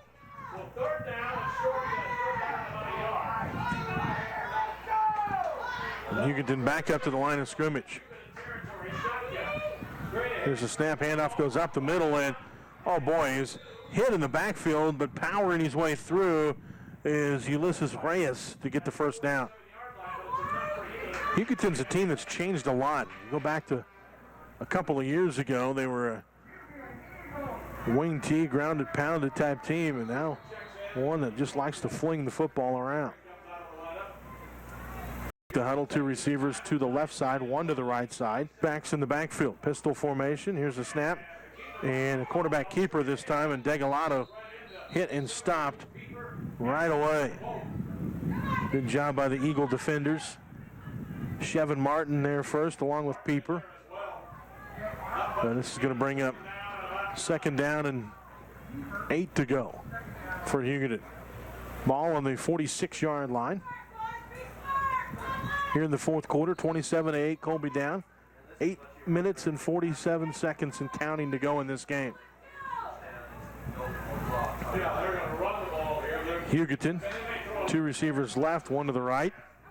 Degalado gets the snap. Pass thrown on the right side, and it is brought in by Zach Lininger, the 6'5" junior. Gain of about up, third down now and 3 to go. Reminder to stick around for the scoreboard show immediately following. Scores from all around the state of Kansas and Northwest. Invited to call your scores in at 460-0790. 460-0790.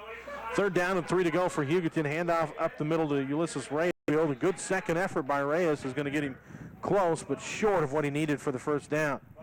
Austin Harden on the stop for Colby. So fourth and we'll call it 1 to go for Hugoton scrimmage. Degalado's under center. For trying to go to the right side. He was stopped initially, but then made a nice little second effort and was able to get it on that one. Pieper was the one that ended up getting the stop for Colby. But Hugoton continues to move it down the field and move the clock with it. 7 minutes, 38 seconds to go in the game. We're in the fourth quarter. 28-7, Hugoton leads. They have the ball. Zach Lininger split wide to the left side. Two receivers to the right side.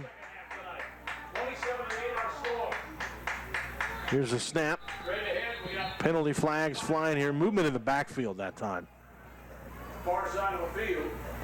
This is going to be a procedure penalty against Hugoton.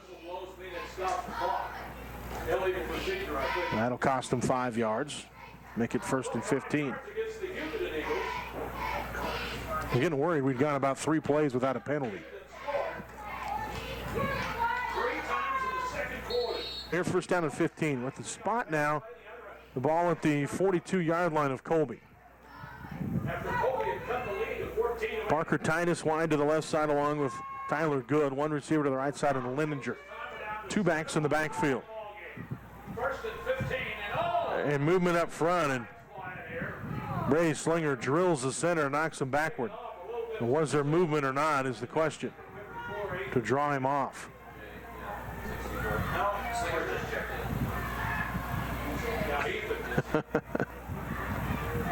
And that is against Hugoton. There was movement, and he took advantage of it. Brady Slinger drilled Nick Evans, the guard for Hugoton, who had moved on the play, and he knocked him back 5 yards and rolled him up. It shows you how hard the Eagles have been firing off the ball. Two receivers left, one to the right for Hugoton. So now it's first down and 20 with back-to-back procedure penalties against Hugoton. Degalado gets a snap. Pressured, hit. Austin Hart's got him, and he is not going to let him go. They'll blow the whistle here. And that's going to be another loss of about 7 yards on the play. 2nd and 27 for Hugoton. And there's an injured Hugoton Eagle on the play. Their right guard has left the ball game. We'll see who they put back in. Nick Evans, actually their starter, has come back into the game. That was Brian Flores, who had played the majority of it. Two receivers to each side of the field stacked up, and a timeout going to be taken by Hugoton. Didn't like what they saw here. We are down to 6 minutes, 1 second to go in the ball game. Timeout by Hugoton. Colby trailing 27-8. Back with more in just a minute here on 100.3 The Ride. The Eagles now we have one more. Your radio after this. We still have one more? Yep. Oh, geez. Paying too much for your cell phone bill? Did I miss a halftime break? run with 4 gigs of data and unlimited talk and text. Oh, no, we got them all. $80 per month. U.S. Cellular and Verizon both charge more, and they give you 25 data. Don't That breeze is cold. That breeze is cold. wireless today and save your money for something you really want. Certain restrictions may apply. Next Tech Wireless. Say hello to something different.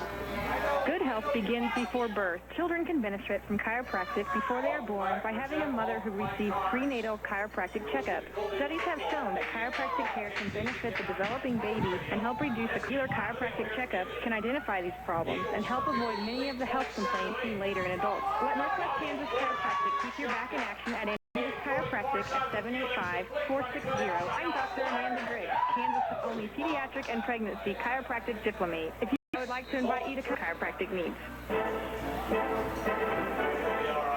Nationals on radio. Here's Chad Jones and Thomas Whelan. Welcome back out of the timeout. Pass to the flats to Tyler Good of Hugoton. Makes the catch, picks up about 5 yards, but the penalty flag. And this is going to be a hold, I believe, on the play against Hugoton.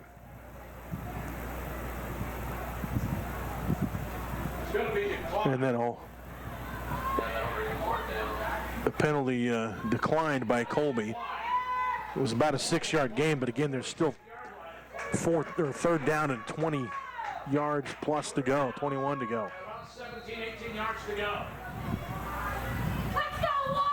So they'll decline to get the down over with, and here's the snap. Quarterback keeper by Degalato. He's hit and brought down.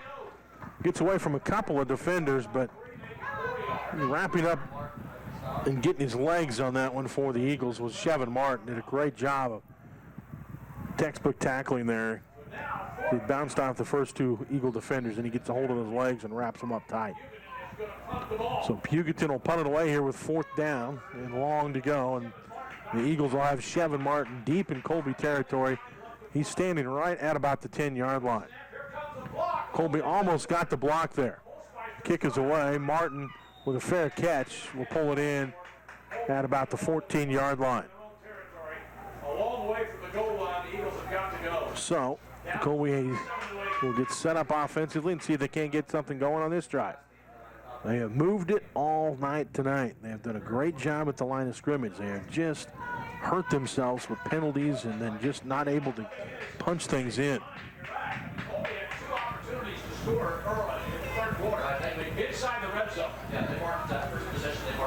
Hugoton, 2 receivers to the left side, 1 to the right. Here's the snap. Holzmeister to throw. Over the middle has Chevin Martin, who makes the catch and picks up a nice gain for the Eagles all the way out to the 34-yard line, so about 20 yards on first down. Colby quickly to the line of scrimmage here. They're running out of the Rocket O now. 5:07 to go. 2 receivers right, 2 to the left. Holzmeister gets the snap. Throwing deep down the field on the right side, and it is knocked away at the last second. Good job coming across by Manuel Mendez, knocking that one away. It was intended on the play. I didn't see it before. But again, just a little bit overthrown on the play. Second down and 10. Chevin Martin was the intended receiver on that last one. Eagles looking again. They'll throw it across the middle of the field. And a nice gain of about 9 yards on the play. Connor Edmondson with another catch. Connor's had several nice catches tonight. Had one that popped out of his hands in the end zone, but he has played well this evening, both offensively and defensively. Eagles will get set again. Holzmeister on the option play, going to keep it himself, makes a nice cutback, breaks tackles, and he's across midfield to the 49-yard line. 1st and 10 to go for the Eagles from there with 4:26 to go. They'll spot it right on the midfield mark. Holzmeister ready, out of the pistol, gets the snap. Wants to throw, has a man on the right side, caught in the flats, trying to get around the corner and getting a nice little gain on the play. Again, that's Chevin Martin on the reception. So gain of 5, 2nd and 5 to go now for Colby. in Hugoton territory, just across the 45. So it's a little more than 5 yards in the play. 2 receivers to each side. Holzmeister gets the snap. Looking down the right side, and it is incomplete.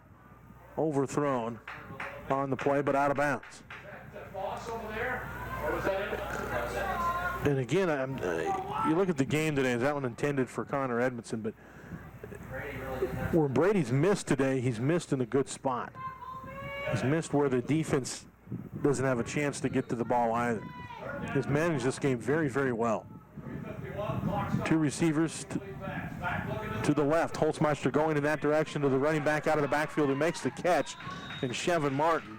And he's going to pick up a couple of yards, but not enough for the first down. So it's going to bring up a 4th down, and we'll call it 2 to go for the Eagles.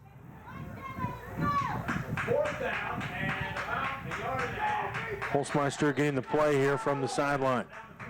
They head up to the line of scrimmage. 4th down, a long 1 to go. I formation. Holzmeister gets the snap. Hands it off to the peeper right up the middle, and nothing doing. That was stuffed by the Hugoton defensive front. Romano Berger, the first man there for the Hugoton Eagles, and they will take over on downs. 3:17 left to play in the ball game. Take over on downs. He will start this drive on their Hugoton 41-yard line. Again, another nice drive for Colby, just not able to get anything out of it. Did move it into Hugoton territory. They've moved the ball between the 20s fairly well tonight. Have the Colby Eagles. Hugoton back out onto the field. Degalado will get under center here. And they go into a power I formation for the first time here. Trying to run some clock. Handoff goes on the left side, and Mendez on the carry with nowhere to run. Hit and stopped immediately by the defensive line of the Colby Eagles. Colin Gugelman in on the stop for Colby. Actually, that was Ethan J. in on the stop for Colby. 2nd and 11 to go, ball at the 40. Hugoton taking their time here now. 2:44 to go as they break the huddle. They'll watch the back judge as he has started his countdown now. 2:35 remaining in the game. Here's the snap. Degalado with a handoff on the left side. Reyes hit and stopped immediately. Good job by the defensive front again for Colby. Arnberger in there. Whitfield in on the stop as well for Colby. And a timeout taken by the Eagles. 3rd and 10 to go for Hugoton when we return. You're listening to the Eagles on radio and Colby football on 100.3 The Ride. The Eagles soar back to your radio after this. And this is the last one, Chad. Perfect, thank you. Investment decisions you make today. This is Lisa Wilson, financial consultant at Investment Professionals Incorporated. We offer a full range of financial products and services to help you get what you want in life. For more information on stocks, bonds, mutual funds, and retirement planning, please call me at 785-461. Securities and advisory services offered through Investment Professionals. Product FDIC insured and may lose value. When it comes to foreign and cabinetry in Northwest Kansas, the place to go is Northwest Kansas Decorating Center. They've been in business for over 39 years. Checking all the 2:26 to go. Handoff. Delgado pitches it far side.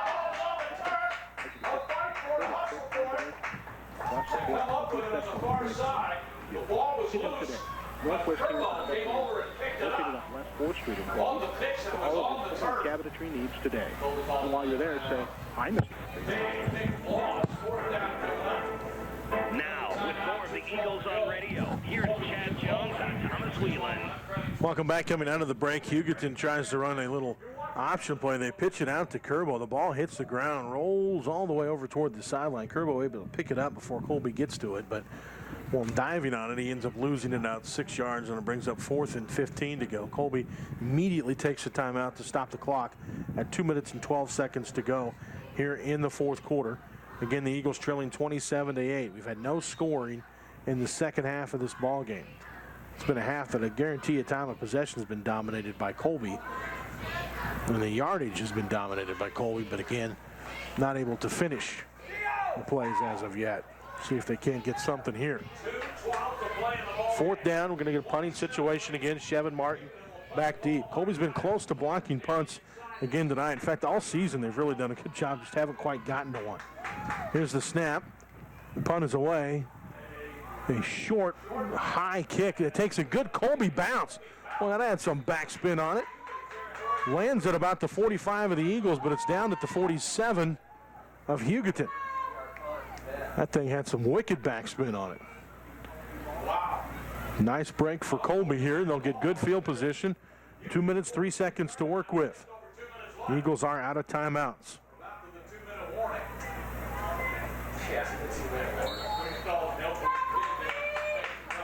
Two receivers left, one to the right. Holzmeister gets the snap. Looks, throws, and completes it to Chevin Martin, who is in motion out of the backfield. Martin avoids the first defender and then takes a shot right to the head by the second defender. He'll pop back up.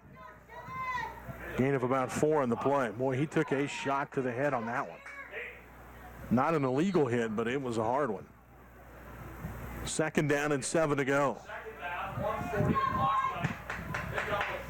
3 receivers bunched to the left, 1 to the right. Holzmeister wanting to throw, steps up into the pocket, fires to Chevin Martin over the middle and makes the catch. Inside the 25 down to the 24-yard line. And a nice catch by Chevin Martin. And the Eagles will get set again. 1st and 10 to go. Clock stops at 1:28 while they get the chains set. Holzmeister ready here. Snap. Looking to his left side. Fires. It is tipped and incomplete. Of the intended receiver that time, and Brooks Curry, who couldn't quite pull it in. Good effort, but again, couldn't quite hang on to it. It was hit as the ball got there. 1:20 to go in the game. 3 receivers left, 1 to the right. Holzmeister steps up in the pocket that time, wanted to scramble with it up the middle, and Hugoton able to make the stop on that one. Good defensive play by the Eagles. So now it brings up 3rd down and 12 to go for Colby, and Holzmeister will get set again. 1 back behind him, 2 receivers to each side. Brady gets the snap, looking left, throws. It is incomplete and almost caught twice by Colby. It goes to Brooks Curry initially, and then back behind it after seeing it go through Curry's hands. A diving effort by Arnberger, and he couldn't quite get to it either. So 4th down and 12 to go now for Colby. 52 seconds to go in the game. Holzmeister getting the play from the sideline. Gets the snap. Rolling to his right side. Hit as he throws, and it is incomplete. Incomplete, and that will turn things over on downs as there's no penalty flag on the field. And now Hugoton can run the clock out and end the game here as we're down to 45 seconds to go, and the Eagles out of timeouts. 45.7 seconds to go. Good effort by the Eagles in this game tonight. They're going to come up short. But I think, again, a lot of opportunities in this one. Got it in the red zone several times tonight. And just for one reason or another, unable to punch them in. Yeah, you got to fault the effort. No, you kind of like seeing this in the beginning. You like what you saw second half last week. So Hugoton will come out, line up in the victory formation, take a knee, and be able to run the clock out with that. Like you said, the clock will run, and this is going to do it. Coach Gardner will So that ends tonight here, 27-8. The final score. They may have to snap it one more time. They will have to. And then officially end this one. A couple of reminders. We'll get things going with our Farmers and Merchants Bank post-game show here in just a minute. And then don't forget to stick around after the ball game tonight for the Strut Insurance Services. Or excuse me, for the scoreboard show tonight. And Josh Ryan of all the scores around Northwest Kansas. Immediately following the ball game tonight. Hugoton gets the win, 27-8. The final score. Let's take a break, come back, get things started with the Farmers and Merchants Bank post-game show. After this word from our sponsors, you're listening to the Eagles on Radio and Colby football on 100.3 The Ride. Farmers and merchants. See you on the bus, man. Thanks. Tonight's post-game show on 100.3 The Ride. Farmers and Merchants Bank has been part of the community for over 100 years. They make banking easy and convenient for you with both online and mobile banking. They have the main bank downtown and, of course, the Dillon's location that is open extended days and hours to better serve you. We'll run through the highlights and recap the game after this. Okay, what do you have for highlights, Josh? On 100.3 The Ride. I only have those first two touchdowns. What's that now? I just had Hugoton's first touchdown and Colby. I don't think we were on the air for Hugoton. Yeah, we weren't for the 93-yarder. Right, and then I actually deleted a couple of those other ones. That's okay. Let's just run the Colby one. Okay, not a problem. Okay. And I couldn't hear it in the first. Did you run the one in the first half? No, I didn't. Sorry about that. Okay, no, I just did. I wasn't sure. It's okay. First time solo. Is Clay coming in to help with the scoreboard, or are you by yourself? He said he'd be here by 9:30. They live in this area. Okay. This area. They pride themselves on getting you the fastest. Yeah, about right now. Most of them have been in business. I'm off the farm. What's the weather like there? They want to take their time. Thank you for your patronage. With locations in Colby, Oakley, Hopkins, Dillon, and McDonald. State Bank member FDIC. Pizza Hut in Colby, Kansas, the place to explore flavors, whether it's classic flavor like pepperoni, meat lovers, or super supreme, or something less traditional like the cherry pepper bombshell, the cockadoodle bacon, or nearly a dozen flavors of Wing Street wings. Pizza Hut in Colby, Kansas has your flavor tonight. Stop by for an amazing lunch buffet, dine in anytime, or call 462-8206 for delivery. Pizza Hut in Colby, Kansas. That's the flavor of now.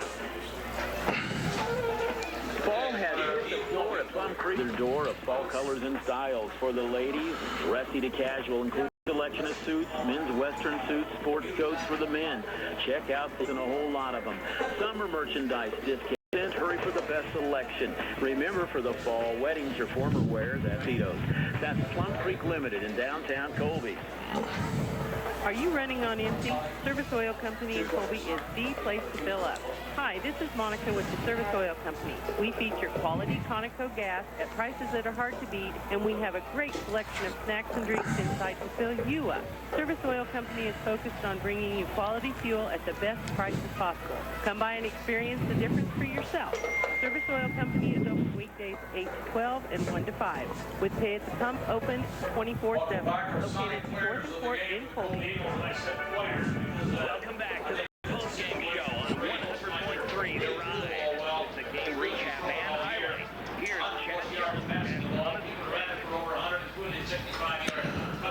Welcome back. You're listening to the Eagles on Radio and Colby football on 100.3 The Ride. Final score tonight, 20 of Hugoton. This is the Farmers and Merchants Bank post-game show brought to you by Farmers and Merchants Bank. Member FDIC in Colby, Kansas. See them for all your banking needs. And convenience is one of the things they really take care of at Farmers and Merchants Bank. They've got their main bank downtown with all your banking needs there. Plus, they have the branch location located out at Dillon's, which allows you extended hours and time to get in there and take care of your banking needs. You can take advantage of that. Farmers and Merchants Bank, member FDIC. They bring you our post-game show tonight here on 100.3 The Ride. Tough one for the Eagles tonight, and I think this one may be kind of a frustrating one a little bit, because I thought Colby really did a lot of things very, very, very well in this game. They moved the ball well. They controlled the line of scrimmage. Played pretty solid defense against, a situation they haven't had to deal with a lot in the season. They haven't had to face passing teams on the air, and they handled it fairly well tonight. But they gave up a couple of big plays on a punt return and a 97-yard bomb, and then just couldn't finish things on their end. So tough one. Let's run through the scoring of the ball game. Hugoton got on the board first with 6:13 to go in the opening quarter on a 6-yard touchdown run by Valentino Degalado, their quarterback. The extra point was good. 7-0 was the score. Then with 9:12 to go in the second quarter, Hugoton got their second score on a 93-yard touchdown pass from Degalado to Linenger on an interesting one because, again, Colby had the ball, had gotten into the end zone, but the touchdown was called back because of an equipment penalty. And then Hugoton scores on a 93-yard play on the next play. So then we move to the second quarter. Colby answers right back, and a big run, a 65-yard touchdown run by Matthew Pieper.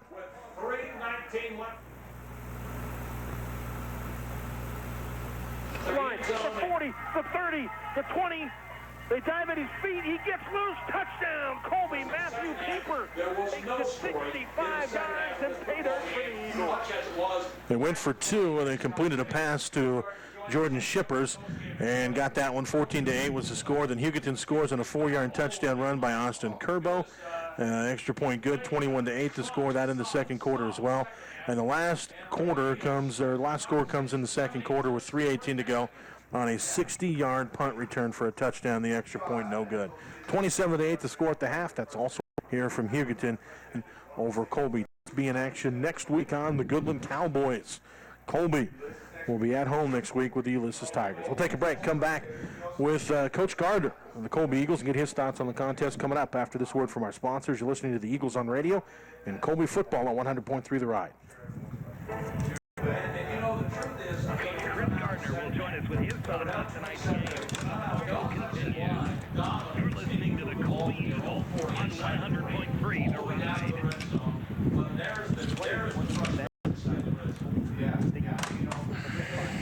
From flowers to candy and everywhere in between. If you're looking to brighten someone's day, think something special. Deanna and the girls are always happy to help you find exactly what you're looking for to ensure everyone ends their day with a smile. Stop by during store hours Monday through Friday, 9 a.m. to 5:30, and Saturday 9 to 2. Now Colby help you deliver a smile.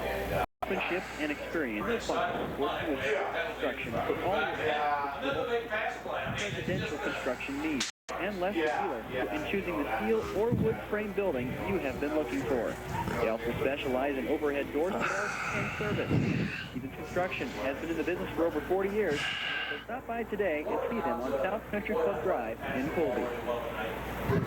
Just insure your stuff, strut your stuff with Strut Insurance Services. Garvin and his professional agents at Colby and Brewster represent a wide variety of insurance companies. They can personally shop for a specific company and policy that offer you the absolute best coverage at the best price on most anything you own. Auto, motorcycle, home, crop, farm. If it has value to you, they can cover it. Strut Insurance Services is locally owned and operated with hometown agents that are experienced and offer fast claims. 75 West 4th Street in Colby and Brewster. Just look for the big yellow sign of Strut Insurance Services. See their ad in the next tech directory. It's time someone stood up for breakfast. The meal that hey, a soda latte isn't breakfast. Toast not either.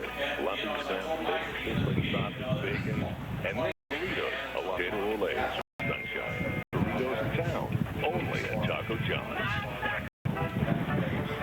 This is the Farmers and Merchants Bank Game Show on 100.3 The Ride. With the coach, here's Chad Jones. Welcome back. We're joined by the head coach of the Colby Eagles, Chris Gardner, here in just a second. Get his post-game thoughts tonight as final score 27-8 in favor of Hugoton. And we're joined here on the Farmers and Merchants Bank post-game show by Coach Chris Gardner of the Colby Eagles. Coach, this one's kind of a frustrating one because I think you did so many things well in this ball game and just had some things that really didn't go your way. The penalties hurt you, obviously, in the game, but it moved the ball very, very well. I think you dominated the line of scrimmage. It was a tough team to defend, a team like that. And you did all the... That's, and I'll say, we're the kids, I'm sure, frustrated. The town's probably, because we are... we're sitting here doing some really good in the points that we need to and that kind of stuff, and that's frustrating. It's very frustrating right now. But the kids, effort-wise, tonight, we got to get those taken care of. I thought, but some little things that we got to. But yeah, I thought we moved offensively. They stopped when they played them last week, and so we knew they had a tough inside the 5 defense. But I thought we had the guys up front that could. We got to work on that. We got to get better in practice. Hey, job tonight. You had some other kids step up. Very unfortunate because a good young man harder than he did, and so that's a tough loss for your team. Some other kids that had to step very well. than ever and played very, very well tonight. And so there's some good things with that. That is true. The loss of Ben is rough. I mean, he had 1,200 yards for us last year. He was an all-league guy in both offense and defense. And so, but these guys, we got enough guys around that can get after the ball still. And I thought linebacker-wise, I thought Dante played well. I thought Chevin played well. I thought Matthew Pieper played well on the outside. I thought Bryce played well on the outside. On ball well tonight. And yeah, we had some receivers. Edmondson made a nice catch. Shippers made a few catches, and so Pieper had a nice run on the touch. Yeah, there are some things that we can build upon, but we've got to be more consistent. Tough one next week. Yeah. Ulysses coming in. They got to win tonight. Yeah. And that's the thing. No one really cares that we're 0-3. Ulysses didn't care. So we've got to get better in Friday, but we got to make sure we get to playing better on Friday. And we look forward to next week. Coach Chris